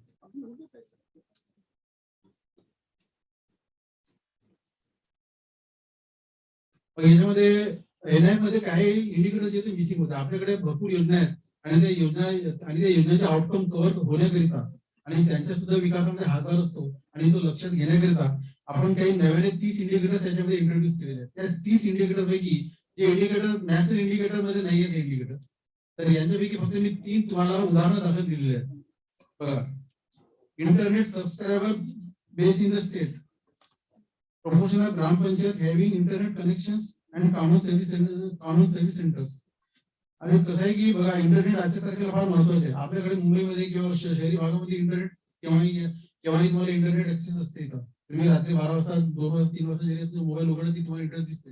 मी याच्या आधी डिस्ट्रिक्ट प्लॅनिंग ऑफिस होतो गडचिरोलीला, तर मी त्या एरियामध्ये आलेलो आहे. तिथे मी 7 वर्ष नोकरी केली गडचिरोलीला. आणि तुम्हाला एक उदाहरण सांगतो, इथे भामरागड, एटापल्ली असा काही भाग आहे की तिथे फक्त बीएसएनची सेवा आहे. आणि तिथे गावही कशा आहेत माहिती आहे का तुम्हाला सांगू का? गाव कसे आहेत की जसे 20 लोकांचे गाव इथे आहे, तर मग 14-15 किलोमीटर जंगल आहे आणि त्याच्यानंतर परत 20 लोकांचे गाव आहे, मग अजून कुठेतरी 50 लोकांचे गाव आहे. अशा पद्धतीने जी गावं जी आहेत आणि वाडेपाडे ज्याला आपण मराठीमध्ये ते विखुरलेले आहे जसे, गव्हर्नमेंटही तिथे सर्व्हिस देणं हे काही सोपं काम नाहीये. आता शहरामध्ये कसं असतं की एक ते टावर उभारतात आणि त्या टावरच्या आजूबाजू जवळपास 5 ते 10 लाख लोकसंख्या सहज ते कव्हर करू शकतात.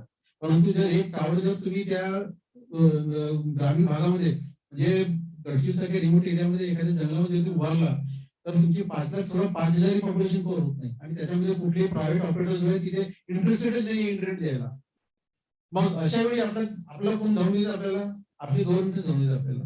आपण जितके कितीही प्रायव्हेट ऑपरेटर्स कितीही चांगले असले, पण माझ्या मते आपलं जे स्वतःचे जे ऑपरेटर आपल्या देशाचे बीएसएनएल ते सगळ्यात बेस्ट आहे. कारण का बरं बेस्ट आहे?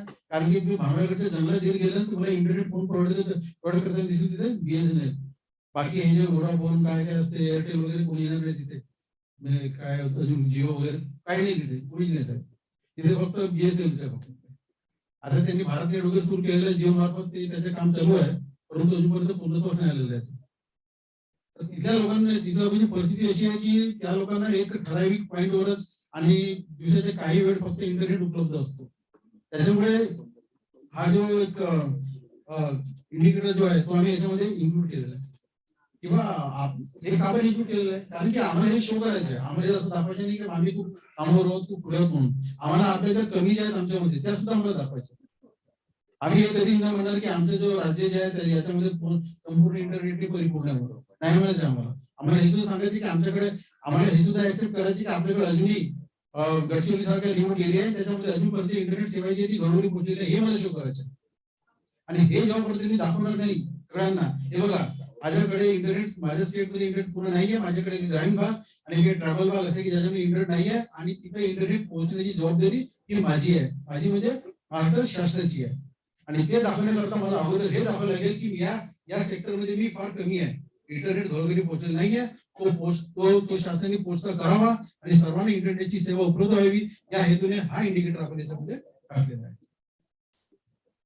त्याच्यानंतर एक दुसरा इंडिकेटर क्रमांक 3.1.5 percentage of institutional deliveries out of the total estimated deliveries. आता विषय फार सेन्सिटिव्ह आणि गंभीर आहे. आता आपल्याला असं वाटतं की आपल्याकडे सगळ्या लेडीज जे असतात ती डिलिव्हरी जी आहे ती हॉस्पिटलमध्ये होतं किंवा प्रायव्हेट हॉस्पिटलमध्ये होतं. असं नाही आहे. अजूनही काही ग्रामीण भागामध्ये ज्या अप्रशिक्षित ज्या दाई असतात, आपण अप्रशिक्षित दाई म्हणतो, त्याच्या मार्फत घरी डिलिव्हरी होते. संख्या फार कमी आहे. अँड आय थिंक तरी 4-5% तरी डिलिव्हरी जे आहे आजही ग्रामीण भागामध्ये अशाच होतात. अप्रशिक्षित दाई असतात त्या करतात. त्या होऊ नये, कारण की त्याच्यामध्ये आईचा किंवा बाळाचा मृत्यू होण्याचा धोका फार जास्त असतो आणि हायजिनिटी पण नसते. त्याच्यामध्ये भरपूर गोष्टी आहेत त्याच्यामध्ये, तुम्हाला माहिती आहे. त्याच्यामुळे की सगळ्या डिलिव्हरी जे आहेत त्या इंडिव्हिज्युअल व्हाव्या त्याच्याकरता आपण याच्यामध्ये इंट्रोड्यूस केलेला आहे. तर शेवटची माहिती अशी होती की आपल्याकडे जवळपास 95% डिलिव्हरी जे आहेत त्या इन्स्टिट्यूशन होतात. 5% त्या होत नाही. त्या 5% सुद्धा आम्हाला कव्हर करायचं. आम्हाला कितीही रिमोट मध्ये कुठलेही गाव असेल किंवा काही असेल त्याच्यापर्यंत जायचं आहे आणि डिलिव्हरीच्या काही दिवसाआधी त्या बाईला आपल्या हॉस्पिटलमध्ये घेऊन यायचं आणि हे आपल्याला करायचंच आहे. आणि हे आपल्याला केव्हापर्यंत अचीव करायचं आहे? 2030 पर्यंत. आम्हाला हा सुद्धा गोल 100% अचीव करायचा आहे. आम्हाला हे सांगायचं नाहीये की बा आमच्याकडे राज्यामध्ये भरपूर चांगलं चाललेलं आहे, आमच्याकडे 95% डिलिव्हरी जे आहेत ते इन्स्टिट्यूशन होतात, हे नको आहे आम्हाला. आम्हाला 100%च पाहिजे. आमचे सगळे बावली जे सुदृढच पाहिजे.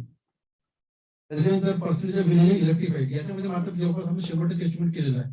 आता मला माहित नाही बा त्यांनी का बरं, काही असं असतं की काही ठिकाणी काय होतं की काही वाडेपाडे जे असतात ना ते अजूनही इलेक्ट्रिफाईड झालेले नाही आहेत. वाडेपाडे म्हणजे काय, की जसं आता हे ट्रायबल एरियामध्ये होतं. एखादं गाव असतं आणि तिथे जमीन फार कमी असते, सगळी घरं बांधून झाली की मग त्याच्या जवळ कुठेतरी एखादं दुसरं एक हेमलेट बसतो किंवा एक वाडापाडा बसतो. काही लोक तिथे जाऊन घर बांधतात, 10-15 लोक, तिथे मात्र इलेक्ट्रिक नसतं आणि ते रेकग्नाइज पण नसते वस्तू. मग काय करतं, मग शासनाचं ठरवलं की काय शेवटी ते आपलीच बांधव आहेत, आपलीच माणसं आहेत, त्यांना मेन जे जागा जी आहे, गाव जी आहे त्याच्यामध्ये जागा मिळेल नाहीये, त्याच्यामुळे त्यांनी दुसरीकडे कुठेतरी घर बांधलेलं आहे शेतावर म्हणा की शासन जमिनीवर. ते जरी इलिगल जरी असलं परंतु ते सुद्धा आपले बांधवच आहेत, ते सुद्धा आपल्या देशाचे नागरिक आहेत, त्यांना सुद्धा इलेक्ट्रिक पोहोचणे गरजेचे आहे आणि हे सुद्धा आपण ऍक्सेप्ट केलं पाहिजे. जरी आपण 100% कागदावर दाखवतो परंतु काही वाडेपाडे जे आहेत रिमोट एरियामधले, ट्रायबल एरियामध्ये, ते अजूनपर्यंत इलेक्ट्रिफाईड झालेले नाहीये. ही सुद्धा फॅक्ट आपण ऍक्सेप्ट केली पाहिजे. अजूनही आपण 100% म्हणतो पण 99% आपलं इलेक्ट्रिफिकेशन झालं आहे. काही गावांचे इलेक्ट्रिफिकेशन जे आहे ते काही कारणामुळे झालेलं नाहीये. काही कारण त्याच्यामध्ये फॉरेस्टची असतात. फॉरेस्ट डिपार्टमेंट आपल्या एरियामधनं लाईन जी असते डिस्ट्रीब्युशन लाईन ती नेऊ देत नाही काही कारणामुळे. अंडरग्राऊंड वगैरे टाकणे वगैरे त्यांचे काही नॉर्म्स असतात. आता ते सगळं आपल्या राज्याच्या हातात नाहीये, ते नॅशनल पॉलिसी असते. तर त्याला सुद्धा उपाय म्हणून आपण काहीतरी सोलर एनर्जीवर वगैरे काही गावं करण्याचा प्रयत्न केलेला आहे. पण सोलर एनर्जी थोडी सोलर एनर्जी असते, हे ग्रीडची बरोबरी करू शकत नाही.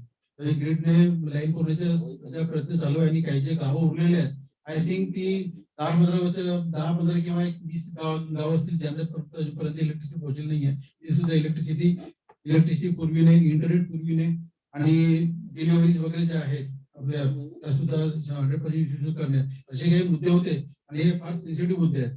तर असे 30 पॉईंट्स आम्ही शोधून काढलेले आहेत की जे नॅशनल इंडिकेटर फ्रेमवर्क मध्ये नव्हते, त्यांना सुद्धा सर आम्ही SF मध्ये इन्क्लूड केलेलं आहे.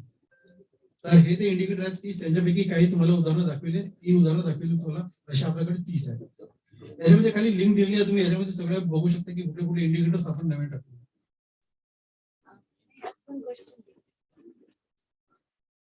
हा विचार madam. In the national indicator, they don't have the villages in electrified as an indicator. No. Don't have it. No. And even the internet connectivity is not part of the. है लेकिन वो कुछ अलग तरीके से उन्होंने प्रेजेंट किया. Because these two are considered for all the policies as the basis for deliveries. Today, the power is one important and network connectivity for all financial deliveries to all services deliveries. Internet connectivity आप क्या बोल रहे हो madam? ये बोल रहे हो पहला नहीं, इंडिकेटर ये जो है ना, ये ग्राम पंचायत के लिए उन्होंने बोला कि सभी ग्राम पंचायत को कनेक्टिविटी चाहिए. तो नेशनल लेवल पे नहीं, नेशनल लेवल पे मालूम नहीं मेरे को, लेकिन उसमें नहीं गई है. हमारे पास जो ग्राम पंचायत है ना मैडम, वो ऑपरेट करने की है, वहाँ पे इंटरनेट सुविधा होनी चाहिए. अब इंटरनेट देखो इसमें क्या बताऊँ मैं आपको, अगर ग्राम पंचायत को इंटरनेट देना है तो उसमें कंप्यूटर भी होना चाहिए उसके पास में. इसमें इंटरनेट देखिए होगा, कंप्यूटर भी उनको प्रोवाइड करने का. ये इसलिए नहीं है मैडम कि क्या बोलते हैं उसको, मतलब लोगों के लिए नहीं, ग्राम पंचायत को। I understand No, your point. this is My also point mo- is no. network connectivity till the last point. Only question मैं पूछ रही हूँ, मेरे को नहीं No, पता. I I think- am not handling that No, department, it but is- that is one of the focus area to provide networks to the last mile. So if it is not in national indicator, it is a major gap. What you are telling me, then I'll have to check I there. think, see, I think Niti Aayog is collecting and monitoring this at the national level. Okay. Niti Aayog is doing it, so that is possible. एक miss हो गया था मेरे से madam, ये common service centre जो है, ये आपको मालूम होगा, कॉमन सर्विस सेंटर रहते हैं हर गांव में, और गांव में नहीं होते, एक जो एक बड़ा सा गांव होता है उसमें ये कॉमन सर्विस सेंटर होता है। अब होता क्या है कि जो गवर्नमेंट की जो भी स्कीम रहती है उसके फॉर्म्स वगैरह भरने के तो सब इंटरनेट के थ्रू होता है। अब ये कैसा करेगा, तो उसके लिए गवर्नमेंट ने कॉमन सर्विस सेंटर निकाले, एक कॉमन सर्विस सेंटर ये पूरे एरिया कवर करता है या नहीं करता, वो भी इसमें से ये इसमें कवर हो जाता है मैडम। एक कॉमन सर्विस सेंटर भी होती है गवर्नमेंट की जो भी स्कीम है, अगर आपको फॉर्म भरने के ग्रामीण आदमी इस पर इंटरनेट नहीं है, वो कैसा करेगा, तो यहाँ पे जाकर फॉर्म भर सकता है। I know that. What I am asking is, when you say that these are the new indicators in state indicator framework, आप ये कह रहे हो इसका मतलब कि नेशनल इंडिकेटर फ्रेमवर्क में नहीं है? ऐसा नहीं है, कुछ ऐसा अलग तरीके से नहीं फ्रेम होना किया हुआ है, लेकिन चाहिए। इस तरीके ऐसा से नहीं हो है। सकता। ये मेरा केवल कहने का। These are too important for the ministry not to have it.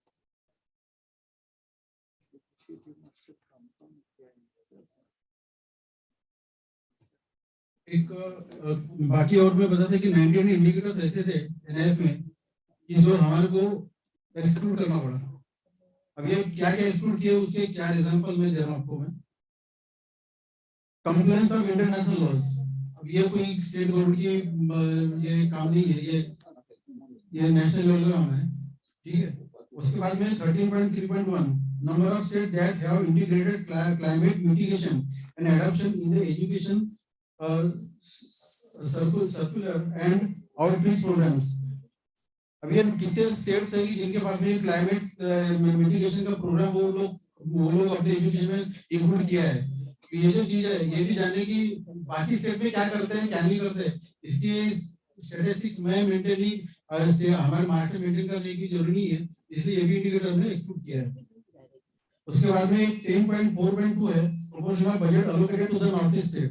अब ये नॉर्थ ईस्ट स्टेट को क्या अलोकेट करते हैं ये भी हमारी कोई ड्यूटी नहीं है, इसलिए ये भी इसको भी हमने इंक्लूड किया है। उसके बाद में foreign direct investment as a proportion of gross national income.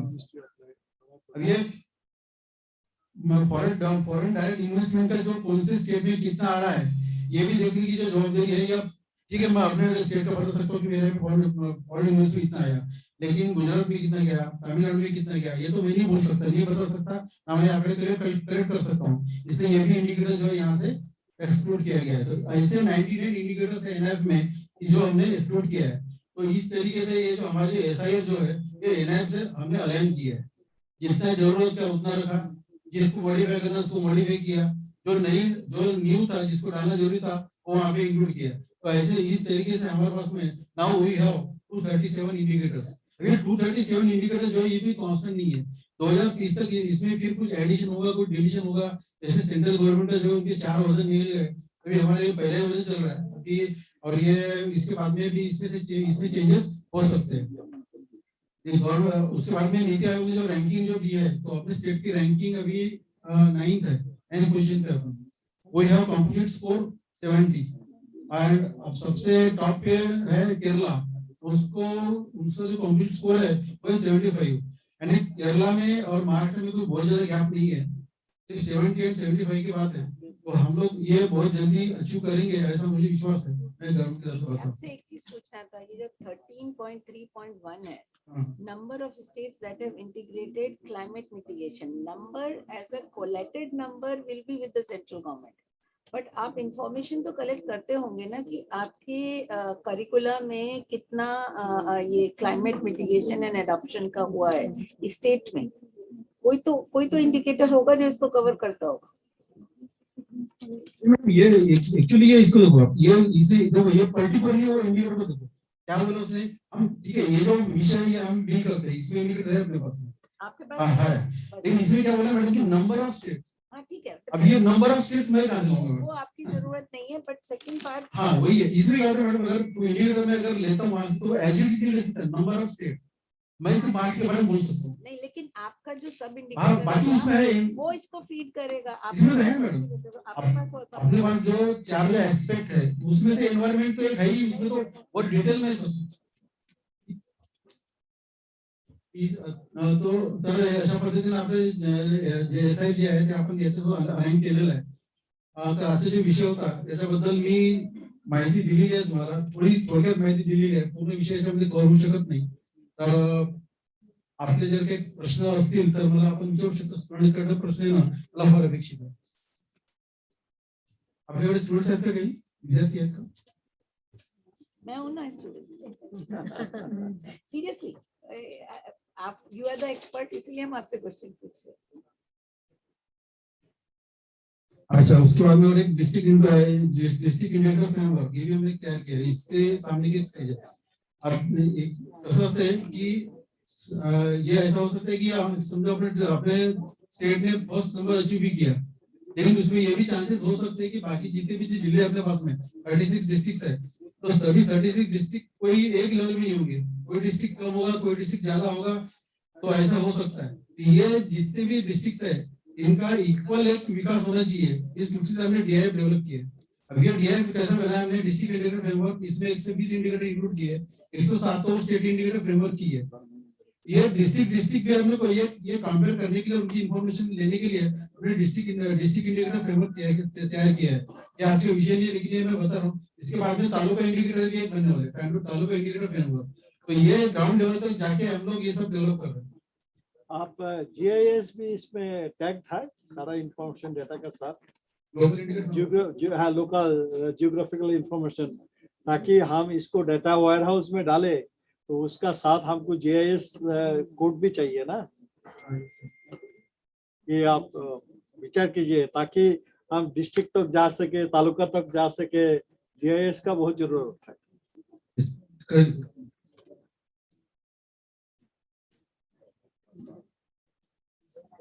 ये रैंकिंग दी है, उसमें 18-19 में नाट की जो रैंकिंग थी 4थे नंबर पे थी, 19-20 में 10वें पे आई, 20-21 में 9वें पे है. अभी 21-22 में जो डेटा अभी आया नहीं है.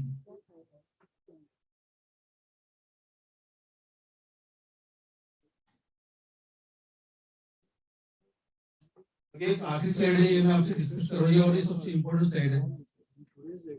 अब इसमें देखो कंपोजिट स्कोर दिया उन्होंने कि हर आपने जो 16 इंडिकेटर, 17 इंडिकेटर है, तो लास्ट इंडिकेटर जो है international cooperation coordination for SDG, वो छोड़ के बाकी जितने भी इंडिकेटर्स है वो उनकी अचीवमेंट क्या है अपनी, ये मैं डिस्कस कर रहा. नो पॉवर्टी, इसमें कंप्लीट स्कोर है अपना 66, ये फ्रंट रनर है. अब यहाँ पे दिया है कि एस्पिरेंट अगर है तो 0 to 49 कंप्लीट स्कोर रहेगा उसका, परफॉर्मर अगर है तो 50 to 64, फ्रंट रनर का 65 to 99 एंड अचीवर का 100. अब ये हमारा जो 16 गोल है, ये 16 गोल का क्या क्या परफॉर्मेंस है, आखिरी जो लास्ट नीति आयोग ने जो पब्लिश किया था वो मैं डिस्कस कर रहा. No poverty 66 marks, zero hunger 44. अब ये बहुत ही सीरियस बात है कि जीरो हंगर में अपने जैसे जो स्टेट है वो 44 नंबर से उसके 100 में से, और ये एस्पिरेंट है, एस्पिरेंट यानी सबसे बिलो, सबसे नीचे. ये थोड़ी शर्मनाक की बात है सर हमारे स्टेट के लिए. लेकिन उसमें क्या है कि जो इंडिकेटर ऐसी दिया है कि वो अभी वो ये जो डेटा जो है ये हमने प्रोवाइड नहीं किया गवर्नमेंट को, ये उन्होंने सर्वे सेक्शन जो रहता है, एनएफएस जो होता है, नेशनल फैमिली एंड हेल्थ सर्वेक्षण जो होता है, वहां से ये डेटा लिया है उन्होंने. तो इसके अनुसार ये अपन इसमें बहुत पीछे सबसे नीचे में. उसके बाद में good health and well being, इसमें अच्छा नंबर है 83. क्वालिटी एजुकेशन, इसमें भी कुछ बहुत अच्छा नहीं है, 64 ही मार्क्स है. Gender inequality, gender equality 51 marks only. Clean water and sanitation 90 marks, very good. And affordable and clean energy, जिसके बारे में बता रहे थे इलेक्ट्रिफिकेशन के बारे में, वो 100% अचीवमेंट अपना, ये नंबर 1 के ऊपर. Decent work and economic growth, इसमें भी 62 मार्क्स है, इसमें भी अचीव करना पड़ेगा. इंडस्ट्री इनोवेशन एंड इंफ्रास्ट्रक्चर, इसमें 66 मार्क्स है. रिड्यूस इनइक्वालिटीज, इसमें 71 है, ठीक है. सस्टेनेबल सिटीज एंड कम्युनिटीज, इसमें 87 मार्क्स है, यानी कि बहुत जल्दी अच्छी वर्ग में अच्छी वर्ग की कैटेगरी में अपन जा सकते हैं। रिस्पॉन्सिबल कंजम्पशन एंड प्रोडक्शन, ये भी ठीक है, इसमें भी अपन अच्छी वर्ग में जा सकते हैं, मतलब 100% हो सकता है बहुत जल्दी। क्लाइमेट एक्शन में लेकिन बहुत पीछे 58 मार्क्स है उसको। लाइफ बिलो वाटर इसमें 57 marks, and life on land इसमें सिर्फ 52 मार्क्स है, ये बहुत ही नीचे है। उसके बाद में peace, justice and strong institutions, इसमें 69 नंबर्स है। ये ऐसा है, हर गोल का जो परफॉर्मेंस है वो क्या है ये दिया गया है, इंडिकेटर्स का परफॉर्मेंस आएगा। एक बेसलाइन रिपोर्ट जो हमने तैयार किया है 15-16 का, ये एचडी जो है 15-16 से शुरू हुआ है और ये 30 तक रहने वाला है। इसका बेसलाइन रिपोर्ट ये क्या है कि 116 हमारे जो इंडिकेटर्स है, वो इंडिकेटर्स की वैल्यू 15-16 में क्या थी, और उसके बाद में हर साल का प्रोग्रेस रिपोर्ट भी हमने तैयार किया है, वो अभी फाइनल स्टेज के ऊपर है, वो भी हम लोग पब्लिश करेंगे। और जब हमारे पास में आखिरी जो प्रोग्रेस रिपोर्ट आएगा 21-22 का, तो उसमें ये रहेगा कि कौन से इंडिकेटर में कौन से स्थान के ऊपर है, और वो इंडिकेटर की फिर वैल्यू देख के वो फील्ड में हमको फिर योजना के ऊपर ज्यादा वर्क देना पड़ेगा। ये जो इंडिकेटर और उसका जो मॉनिटरिंग, उसका एक फायदा है कि हमको पता चलेगा हम कौन से फील्ड में पीछे है। जो इंडिकेटर हम लोग पीछे है, वो इंडिकेटर को कौन सी योजना मैप कर रही है वो पहले देखना पड़ेगा। वो देखने के बाद में वो योजना के ऊपर अपन कहाँ का भर देना है अपने को, वो भी कंसिडर करके उस योजना को और से और अच्छे से ज्यादा इम्प्लीमेंट करना पड़ेगा। और इस तरीके से हम लोग 2030 तक अचीव कर लेंगे, ऐसी मैं आशा व्यक्त करता हूँ। और मेरे 2 शब्द मैं समाप्त करता हूँ। Thank you for honourable guest, thank you for Somaiya college, and thank you all of you.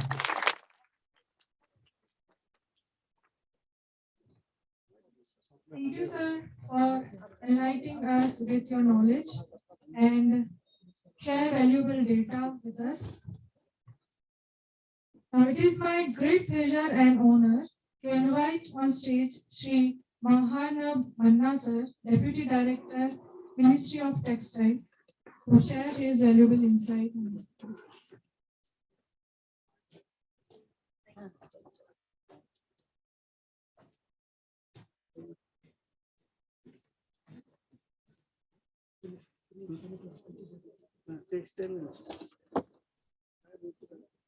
वरना ज्यादा लंबा मत नहीं क्योंकि तुम्हारा इज मोर अप्लाइड वाला ना, तो get into the outcome part of it, we actually get the data.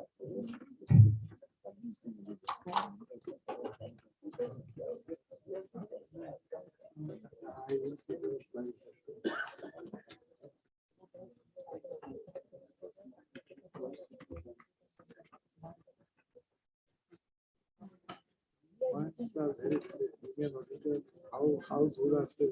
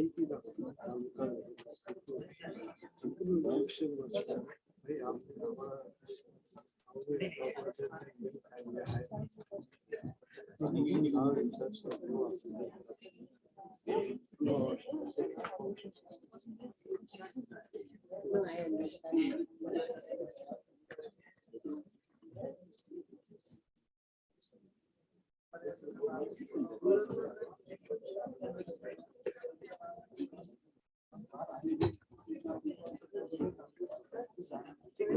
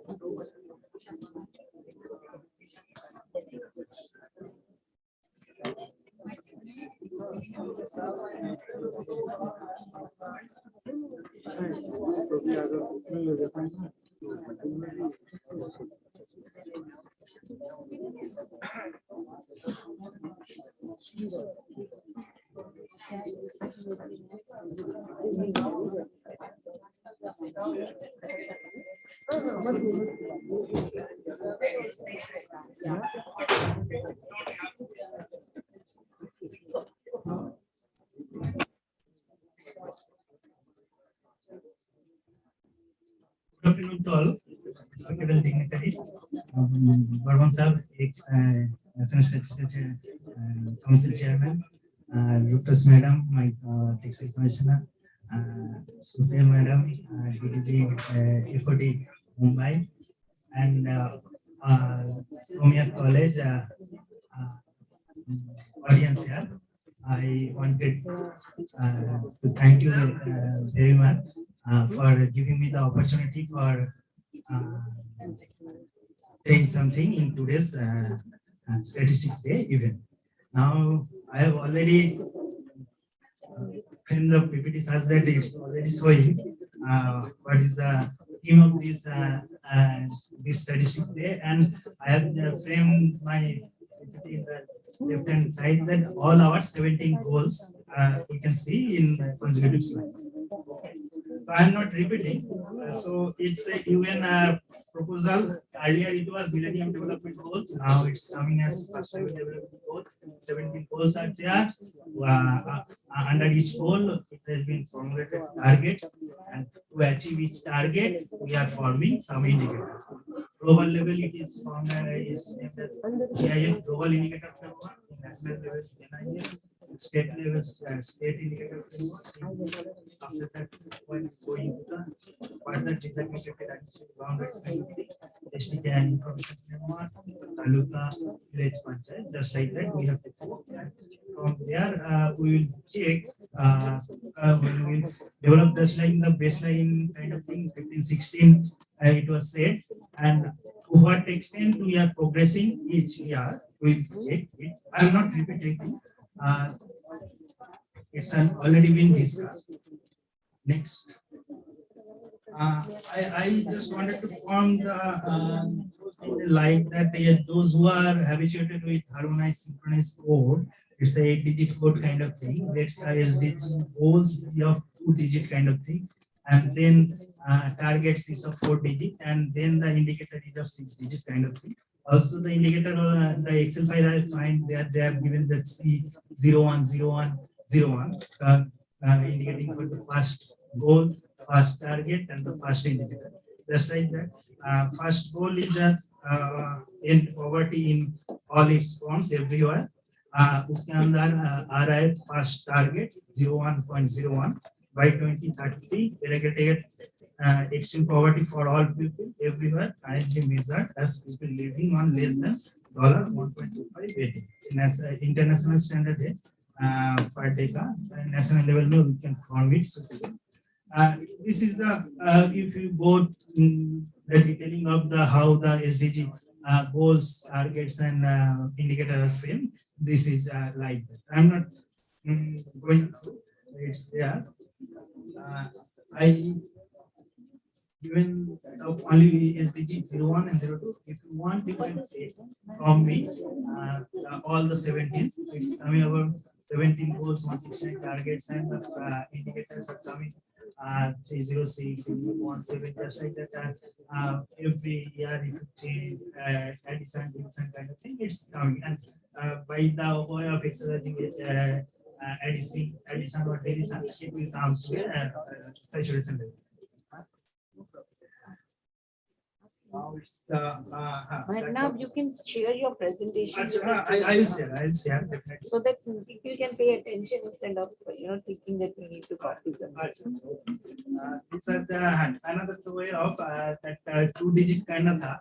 So I have to left at 0, and for some targets are coming with A, so that also left at it with 0. Now the SDG 02 ending hunger. Achieve food security and improve nutrition and promote sustainability. Just like that, I have just found in pages and how we can present this goal targets and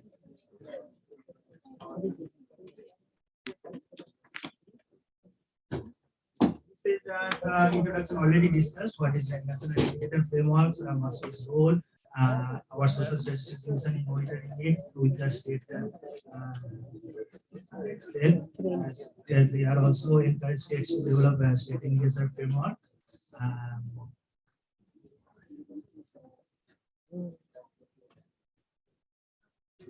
Here we coordinate, and the data source are 3 kinds of.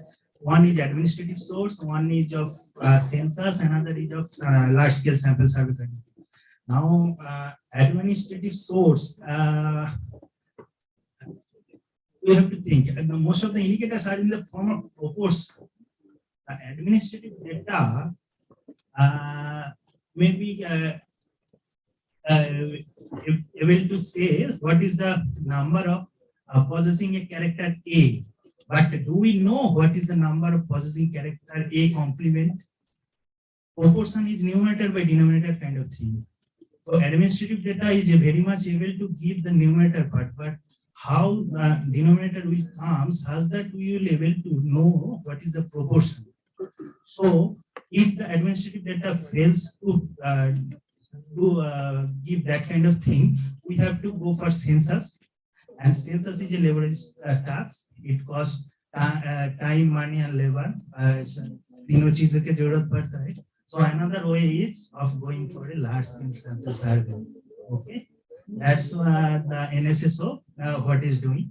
Our previous 2 surveys were one is for employment unemployment survey, US earlier. Now it is renamed as periodic labor force survey. Another one was household consumer expenditure survey, ACE. Earlier it will come to the big sample size once in a 5-year, 20-year. Now getting importance of this labor force indicators, it has been decided by the SCLF, Standing Committee of Labor Force Statistics, that we will cover annually. So our MOSP has a VLFS dedicated work, and each year we are publishing what is the annual report kind of thing. And so far, 5 annual report of VLFS has been published. Before that, it's a great opportunity to get the state officials here as well as different kind of audience to spread the message of ESRS. ESRS is a dedicated online portal for collecting monthly statistical information from our textile units, directly by the units in form of whatever they have produced in this month, what raw material they have used, and how the produced material has been delivered in our domestic market or overseas market. This system has been developed, and we are knowing the term of IIP, Index of Industrial Production. There are different components. IIP comes about NIC various digits. if you think NIC 13 and 14 comes for textiles, NIC 13 is relatively associated with the intermediate goods of manufacturing yarn. Yarn may be of cotton yarn, it may be of blended yarn. Cotton एक part हो सकते हैं, another part each of let's say viscose, cotton के साथ polyester भी हो सकते हैं. That kind of blend is there. Another part we of non-cotton yarn. Okay, this comes under a span yarn category. Okay, and this is the production of our spinning sector. Okay, now this is the login screen of our TSRS portal, txindia-stats.gov.in. If you interested, the textile unit has to register here by clicking the register now button. And for all of you, you can go through the user guide. If you click there, you will get a PDF downloadable and you go through how textile statistics is going to be generated by the online medium throughout the nation, how we have going through, and it has started from October 2017 onwards. Now there are two things. One is ASR, annual statistical return. We have to submit once in a year. Another is MSR, that is once in a month. ASR, how it has been developed? It has been developed to collect information for less dynamic variable. Less dynamic in sense of, let's say, spinning, katai section. Spinning के क्या मेरे पास spinning करने के लिए क्या machinery चाहिए? It may be of spindles, it may be of rotors, it may be of ring spinning, drape spinning, jet spinning, specialized or updated version of spinning. So those are not I am changing or increasing that number month by month. So we have designed that we will collect those kind of information once in a year. So I am calling it of less dynamic. Another in a MSR, a monthly spreadsheet. So in MSR we are collecting what is the production of yarn in my month, in this month. So this variable production of, it may be of 1,236 kg, another one 5,336. So these are the more dynamic variables. So those are collected in MSR version. So we have formed the 10 kind of segment. Segment A that will, for spinning segment, it will direct to our MSR A. For say, weaving or knitting segment, it will direct to MSR B. For man-made fiber, it will C, man-made filament yarn, MSR D. For processing of yarn, fabric or RMG, it will direct to MSR E. For ginning pressing, F part A. For cotton traders, it will direct to MSR F part B. For surgical cotton, it MSR G. For MSR H is for our woolen items. MSR I is for ready-made garments. MSR J is for technical textile. So one thing you saw from agriculture cotton, कपास जो होता है, तो seed के साथ होता है. In ginning pressing is just the first kind of manufacturing process is coming in terms of ginning pressing, where we are extracting the seeds. Another way, the lint cotton, seed extracted kapas. So that the process of ginning pressing, that with the MSR F part A, it started with our online system. Now kapas ke baad, that is the raw material of our spinning sector, and the output is from there is of yarn. And that yarn is the raw material of our weaving or knitting sector, and the output is fabric. From fabric, that is the raw material of our RMG sector, and from there we are getting ready-made garments. So these are all the textile value chain has been connected through this form of different kind of MSR returns. These are, I am just giving one segment-wise different kind of machinery or install capacity what we have to fill in form of ASR. For processing, let's say fiber processing capacity or yarn processing capacity or even cloth processing capacity, this kind of as with respect to what kind of capacity any textile unit, any processing textile unit have, they have to fill in ASR. As like the ginning pressing unit, they might have single roller gin or double roller gin or saw gin, or they may have automatic bell press machine or manual press machine. That kind of thing they have to fill in this.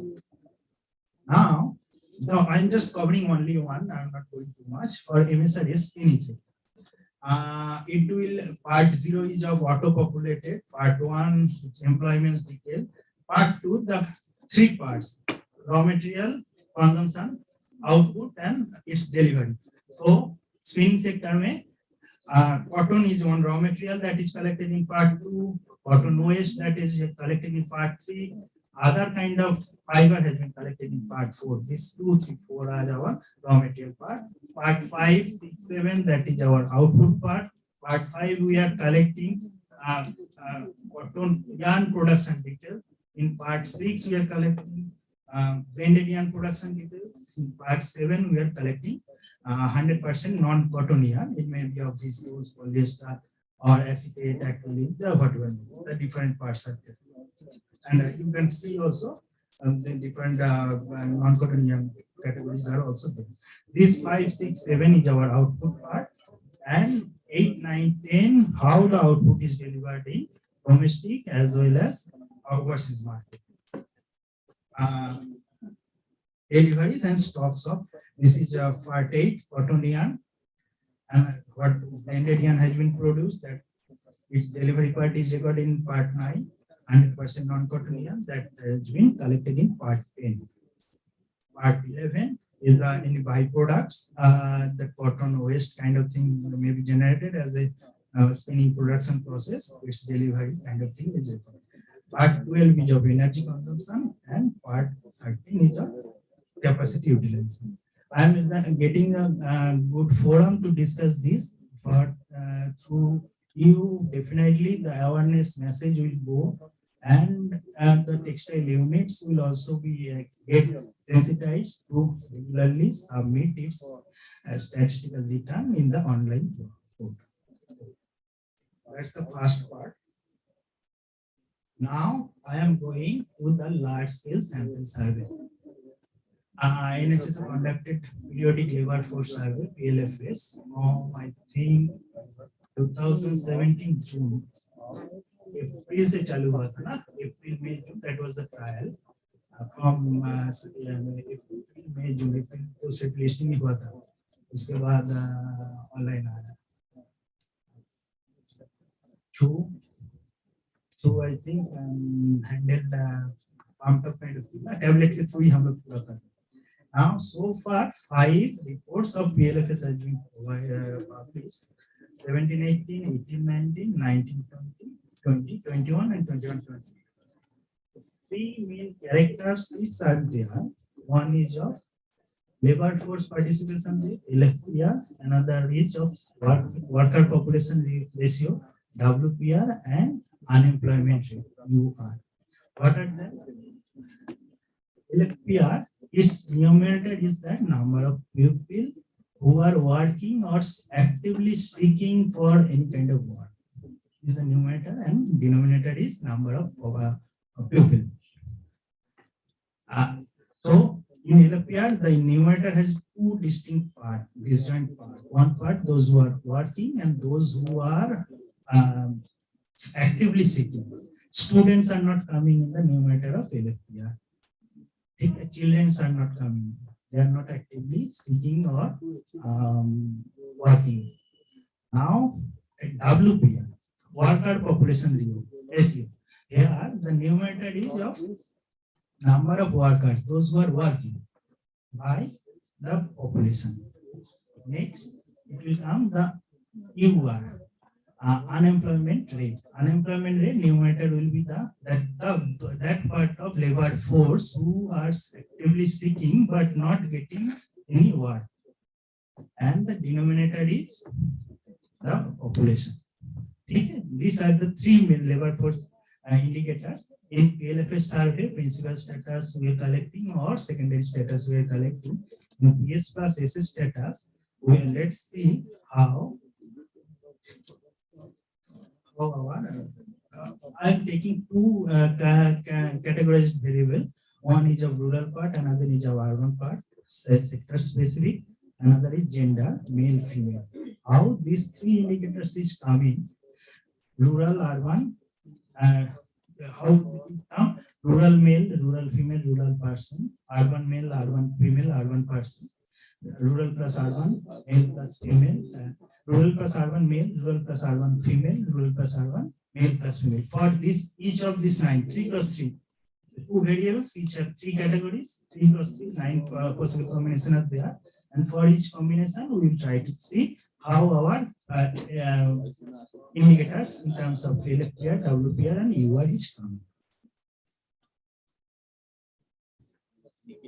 There I am just giving you, I will go through the videos here that will series of figures will not directly attract you, but I am trying how the just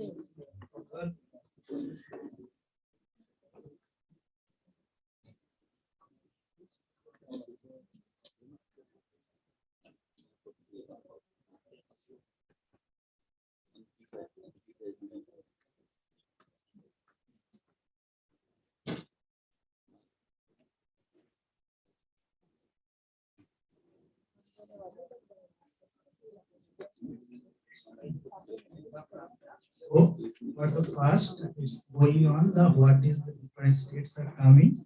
Yeah, I have arranged it of decreasing order of magnitude. In the lower, you are getting the states name. Next, that already has came 2018. Now the next part, it's giving the all India level figures for each category. It's in up and side in the year 2018,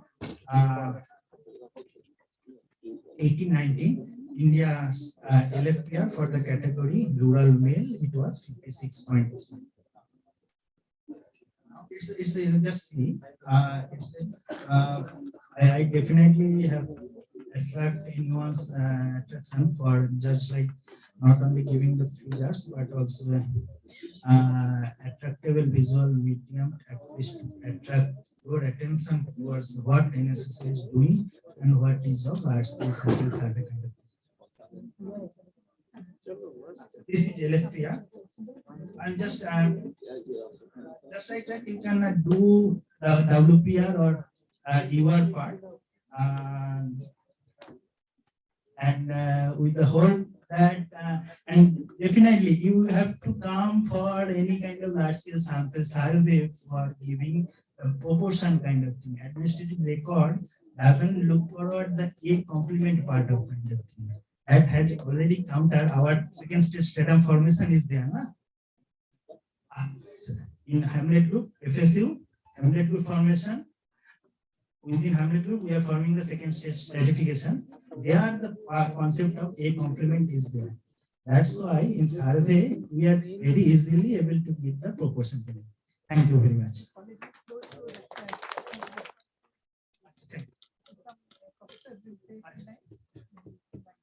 Thank you.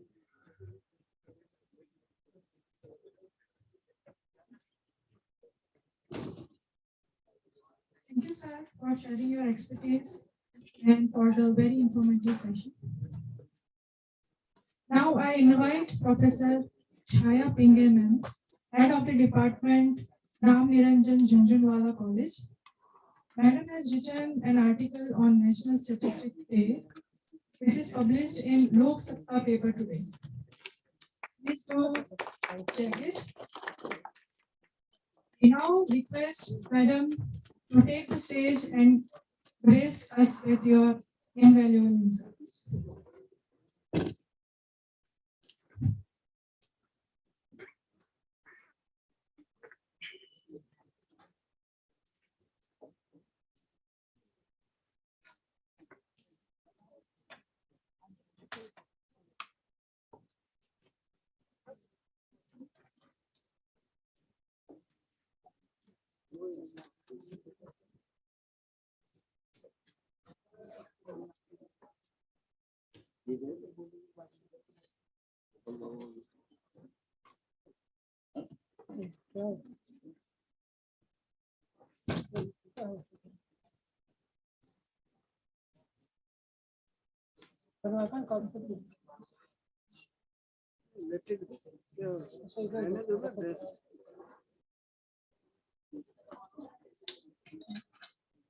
Very slow in the piece.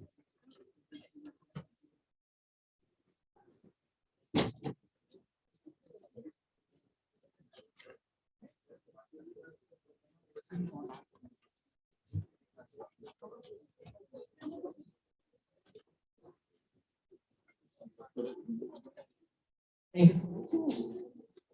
Good evening to all respected dignitaries and the participants. I wish you all a very happy National Statistics Day. As a teacher, I will be talking, focusing students. India had a long historical tradition of collection of data and analysis in various kinds of fields.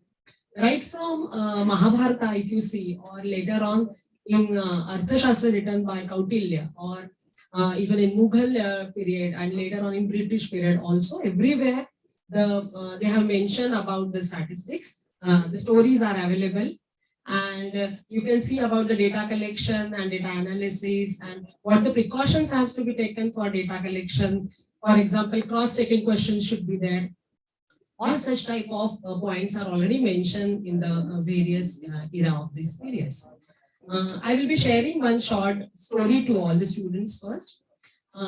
This story is from 1947, when there were many minor communities that were there, and there were refugees staying in the Red Fort in Delhi during the riots. There were communal riots, and that time all these refugees were staying there. And there were contractors who were feeding them in that period, and government used to pay to those contractors for those food. Later on, the government thought that these payments are going very high, and they have no idea about how many riots were there in the Red Fort, and the area was so sensitive that people could not go inside and check whether actually how many refugees are there. So it was very difficult for them to find out whether contractor is hiring these prices or actually is giving the correct estimate. So they gave this problem to ISI, that is Indian Statistical Institute, and they solved this problem. Now, how they solved the problem is very, very interesting. They took the bills given by the contractor, and they saw that the bills were basically whatever the ingredients were used in food, such as rice and pulses and so many other things, vegetables, etc., along with the salt. So they thought that the price of rice, if he increases significantly, then he may get more profit, because the prices were very high. So he may be claiming more rice is used rather than the salt, because salt is very cheap compared to rice, and so salt will be the appropriately mentioned in the budget. So what they did, they divided the whole area, the data which was given, into different parts such as rice, pulses, salts, and so on. And they try to estimate the sample, the size of the refugees, the number of refugees in the Red Fort, using pulses, using rice, using salt, and they realized that the estimate was very less in salt. And that shows that the contractor were cheating, and he was giving the bills of more of rice, because there were much higher profit he used to get rather than the salt. And salt he mentioned the appropriate amount. And that was the right way of checking how many refugees were there. And this was done by J.M. Sen Gupta. He was working in ISI, and he was associate of P.C. Mahalanobis, in his recognition, to whom we are celebrating today's National Statistics Day on his birth celebration. So this was the last one story, and many other stories are also there, which are very interesting and showing about the use of statistics in the growth of India. But now later on, major growth was done in British time, and then later on also so many Mahalanobis and Sukhatme and so many other statisticians were there who worked hard, and they came up with the much more theory results, and they applied that for the growth of India, and there was a progress in India. But now, last 2-3 decades, we observe that the work in which work in the field of statistics has changed because of the internet, especially. because lot of data is available on internet, and of course it is available to all people, and majority of that is junk, but people are using, and since it is available to many people, anybody can come over here and they can work on that, and they started analyzing the data, and they may not have the knowledge of, may or may not have the knowledge of statistics, and they used to apply it with the help of softwares, because softwares are available and inbuilt results of statistics are there. So they directly implement those results using software, and they analyze the data without knowing the actual knowledge of statistics. And there the problem comes, because say for example correlation we are talking about, then correlation comes, you just put two variables x and y and you find out correlation. But putting those variables, which variables has to be put, is very, very important, and that knowledge is given in under the statistics knowledge. Those who are having statistics knowledge, they are implementing these softwares and the results whatever are available over there in appropriate manner. But now everybody is doing BSc, MSc, and they are becoming data scientists in various fields without having the knowledge of statistics. That becomes a problem a little bit. So I think more and more statisticians should come ahead for analysis is one point. And second point, whatever the theory is already available is insufficient for the analysis of the data. That is also very important. So we have to focus more on the research also. So more and more statisticians should come ahead and they should go into research for finding more and more extra innovative ideas for estimating or maybe analyzing the data and coming to the conclusions. That is what I want to say. Thank you so much.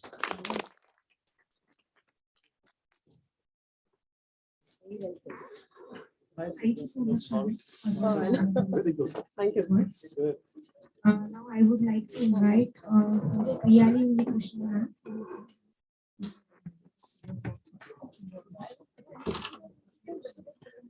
I will stick to the very few words. I'm Priyali Krishnan. I'm from St. Xavier's College, and mine is a 160 years old college run by the Jesuits. I'm emphasizing on this because I think Lodha ma'am said something about social outreach. I'll link it to statistics later on. So our college has been involved in social outreach from the beginning, and in our curriculum we have few hours of social outreach which is made compulsory for all the students, and if they don't complete those few hours they are not given their mark sheets. And a part of the hours, I think 5 hours, is for, and we call this social outreach program as a SIT program, which does not have marks, but it has grades. It's not linked to your CGPA, but if you don't complete that, you don't get your worksheet. And a part of the hours of the social outreach has to be done by doing some social outreach specifically by the department. For example, the microbiology department may collect water from the slums and do the testing and give the results. Our stats department in social outreach, they go and teach maths to, so it depends, the program differs from year to year, maybe teaching some children maths or preparing some lecture notes or something for some NGO, etc.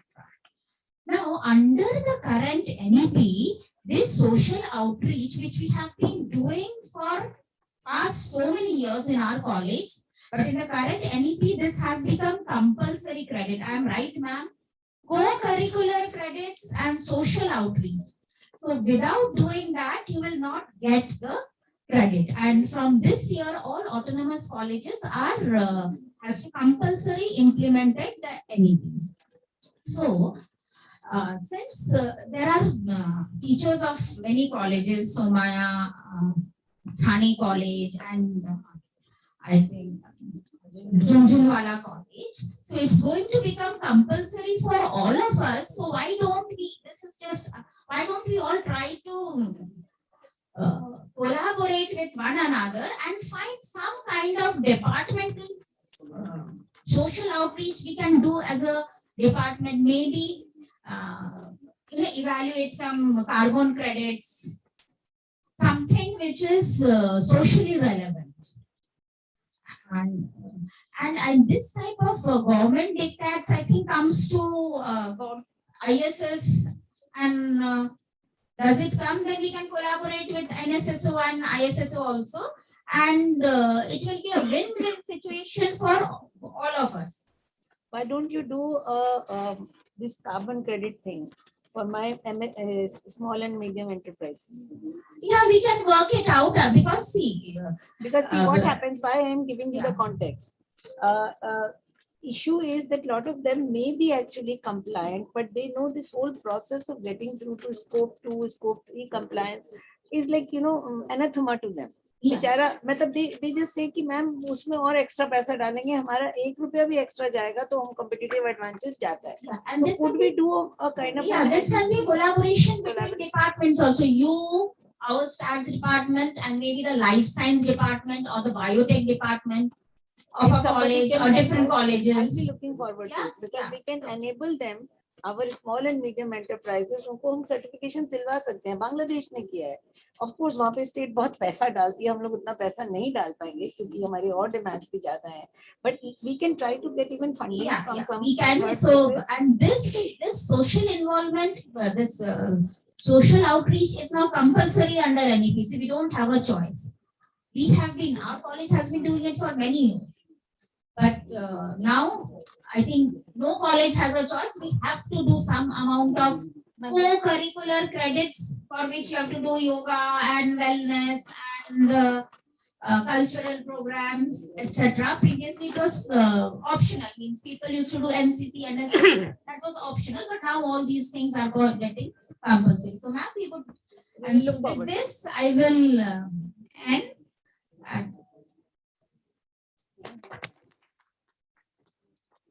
Ma'am, we are fortunate to have had the opportunity to learn from you. Now I invite our next guest speaker, Tanzim Sheikh Madam, Assistant Professor, St. Bandodkar College, Thane, to kindly deliver. A very good evening to everyone present here. As we have gathered here to celebrate the National Statistic Day, I take this opportunity to honor the tremendous contribution done by Professor Chandra Mahalanobis in the field of statistical development. The main objective of celebrating this National Statistic Day is to inspire the young generation, the young minds of our nation.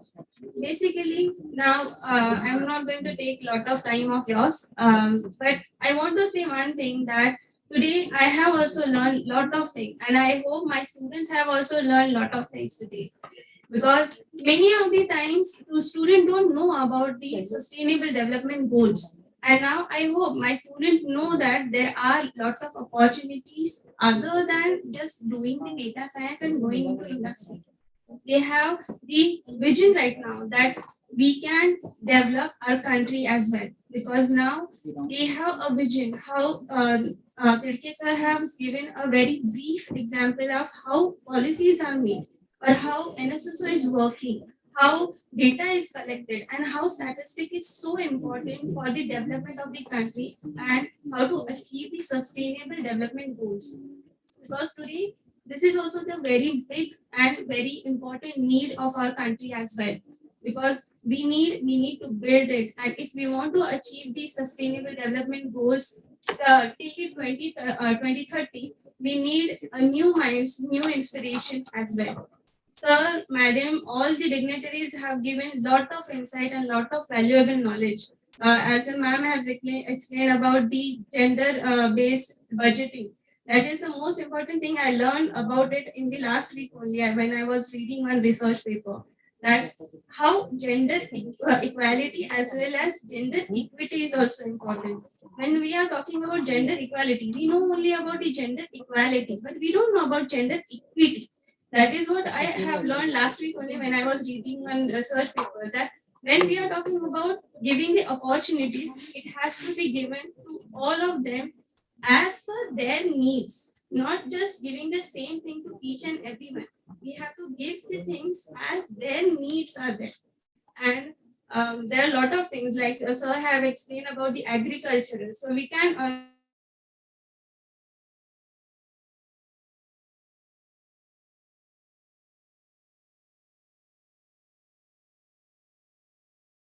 most of the agricultural work that are done in our country are mostly done not only by men only.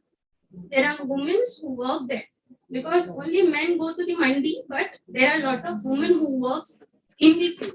And if we can give education to those about the agricultural knowledge, then we can improve it. I was doing the research on the sustainable development goals. That time I got to know that by giving the education to the women about the agricultural knowledge or giving them certain type of tips and workshops to them, many of the countries have developed or they have increased their production in the agricultural field also. And in conclusion, basically, I would like to say that as we have gathered here, I want to say to my students that remember that statistics is not just a subject. It is a powerful tool that can help you to change the world. These numbers, graphs, percentage, they are not just tools for passing the exam or securing a job. It is to ensure that we can change the world. And thank you so much.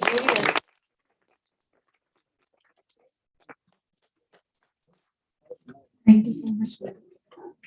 It's a great pleasure. I would like to invite our beloved Dr. Karthi Nayak Madam, HOD, Mathematics and Statistics Department, to be part of the celebration of statistics.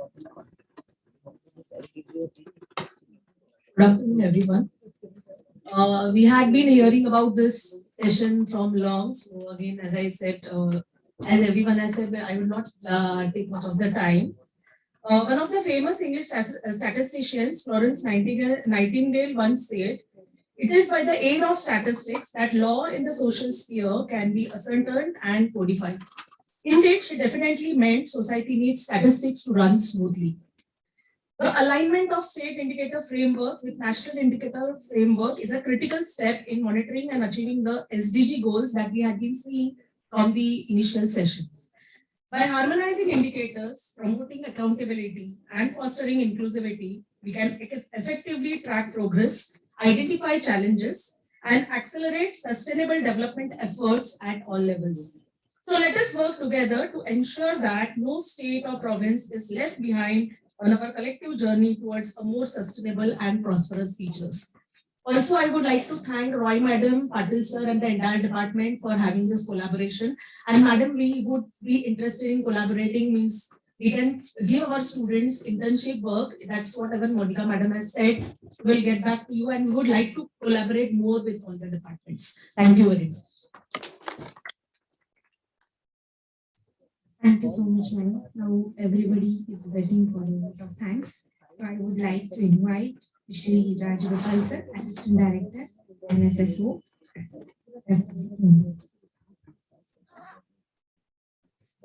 Thank you, madam.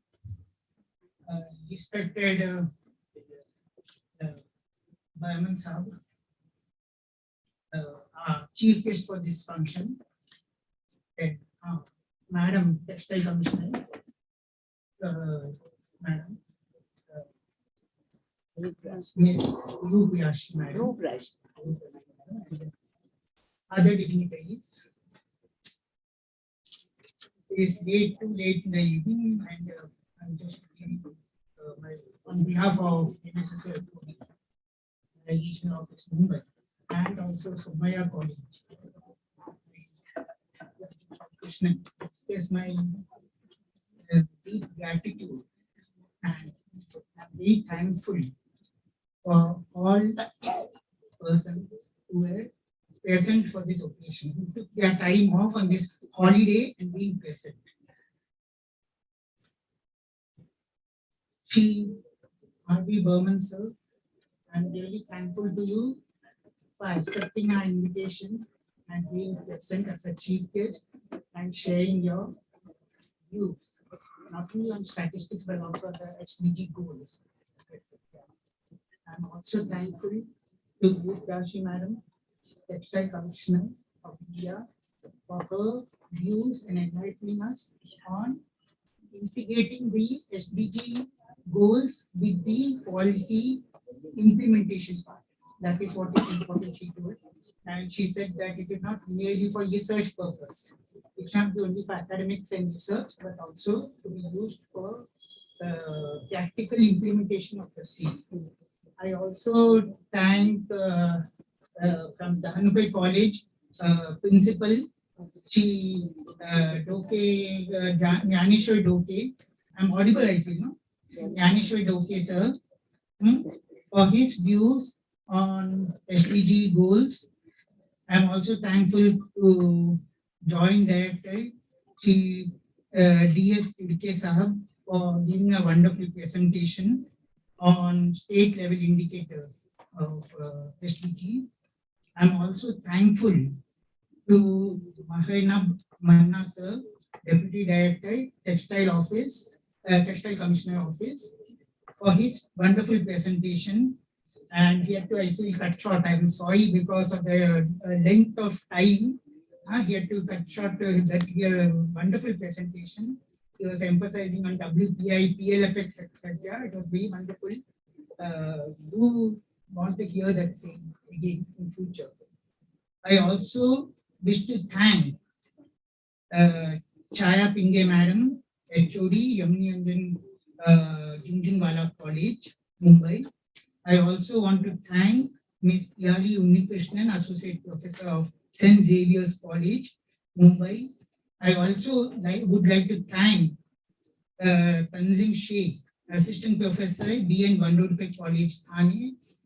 Despite her being a festive occasion, she took her time off. It is really touching that despite her festivity, she has taken her time off to attend this function. That shows the importance which is given for our invitation.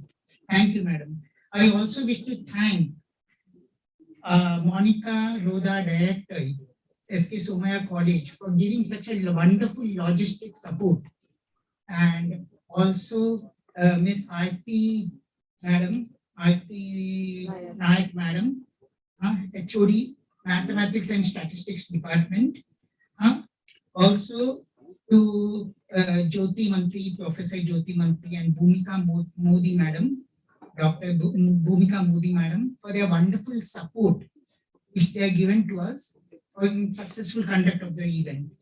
Also, not least, I would also like to thank the faculty and non-faculty members of Somaiya College in thinking about success in this particular event in such a short notice. In fact, the program was arranged at such a short notice, and you all never let us down. In fact, nobody has let us down. It's wonderful. Students who tolerated us. And last but not the least, of course, all the students of various colleges, the head of departments, if I have not forgotten, I feel to name anybody.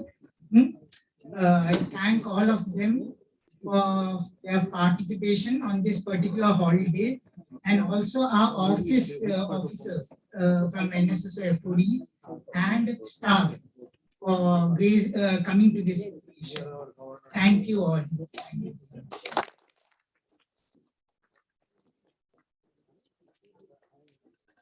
One announcement is there.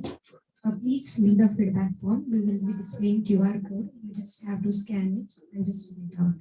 It will be helpful for betterment of our next project. Thank you so much. And one thing, student will get the certificates within 2 working days. सभी से request है सब dignitaries के साथ एक हमारे जो NSO के ऑफिसर्स है सबका एक फोटो लिया जाएगा, उसके बाद स्टूडेंट्स के साथ एक फोटो लिया जाएगा। सबको रिक्वेस्ट है पहले एनएसओ के ऑफिसर्स यहाँ आएंगे, उसके बाद सब स्टूडेंट आएंगे। तो डिग्नेटरीज को रिक्वेस्ट है कि प्लीज बनाएं।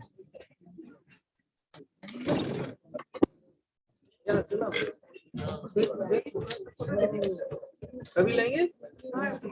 चलिए चलिए चला addition.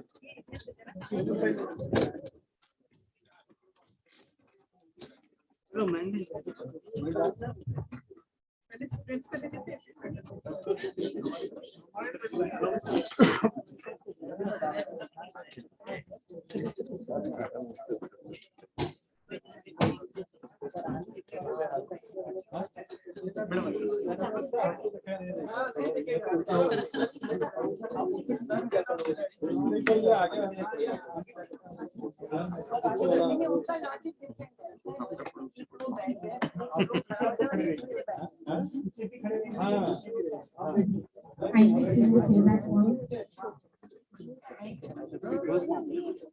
Express to everyone once and look on the feedback form. The QR code is already displayed.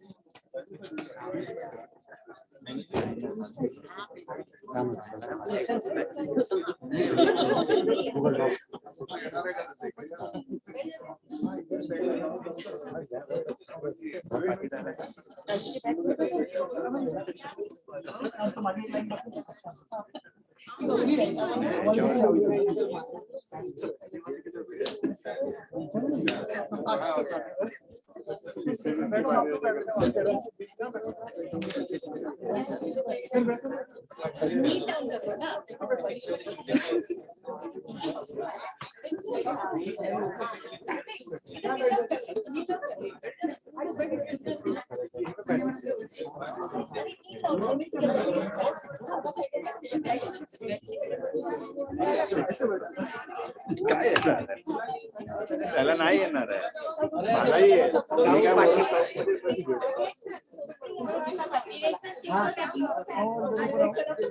बोलतो दोन ग्रुप करायला एक झालं 1-2 मिनिटं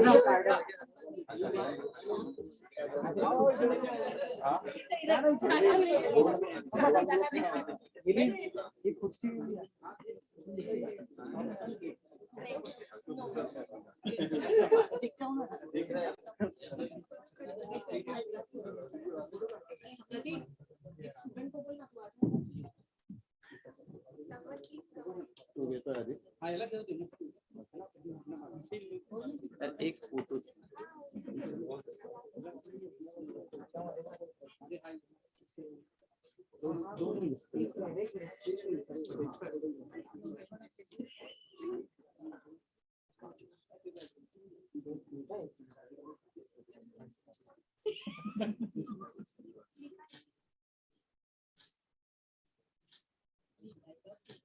एक minute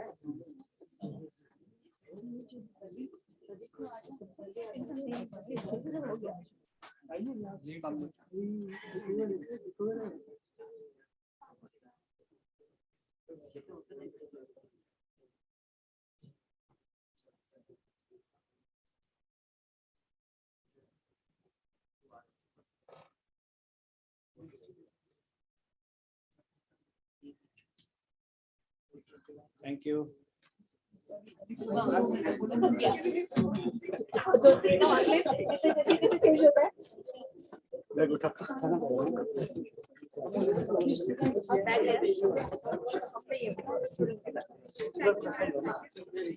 Students, please come for photograph.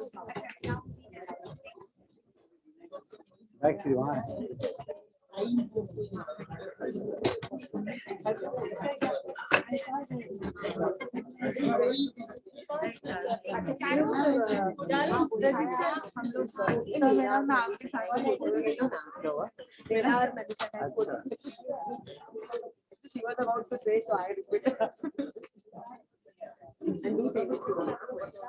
QR code के साथ नहीं वो आएगा ही अच्छा QR कोड के साथ हाँ चलेगा we can stand from there also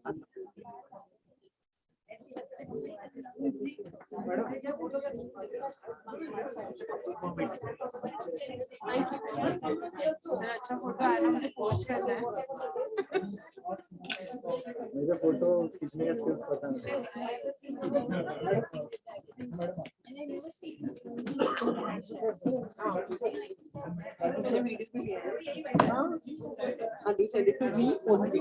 हाँ स्टूडेंट्स आले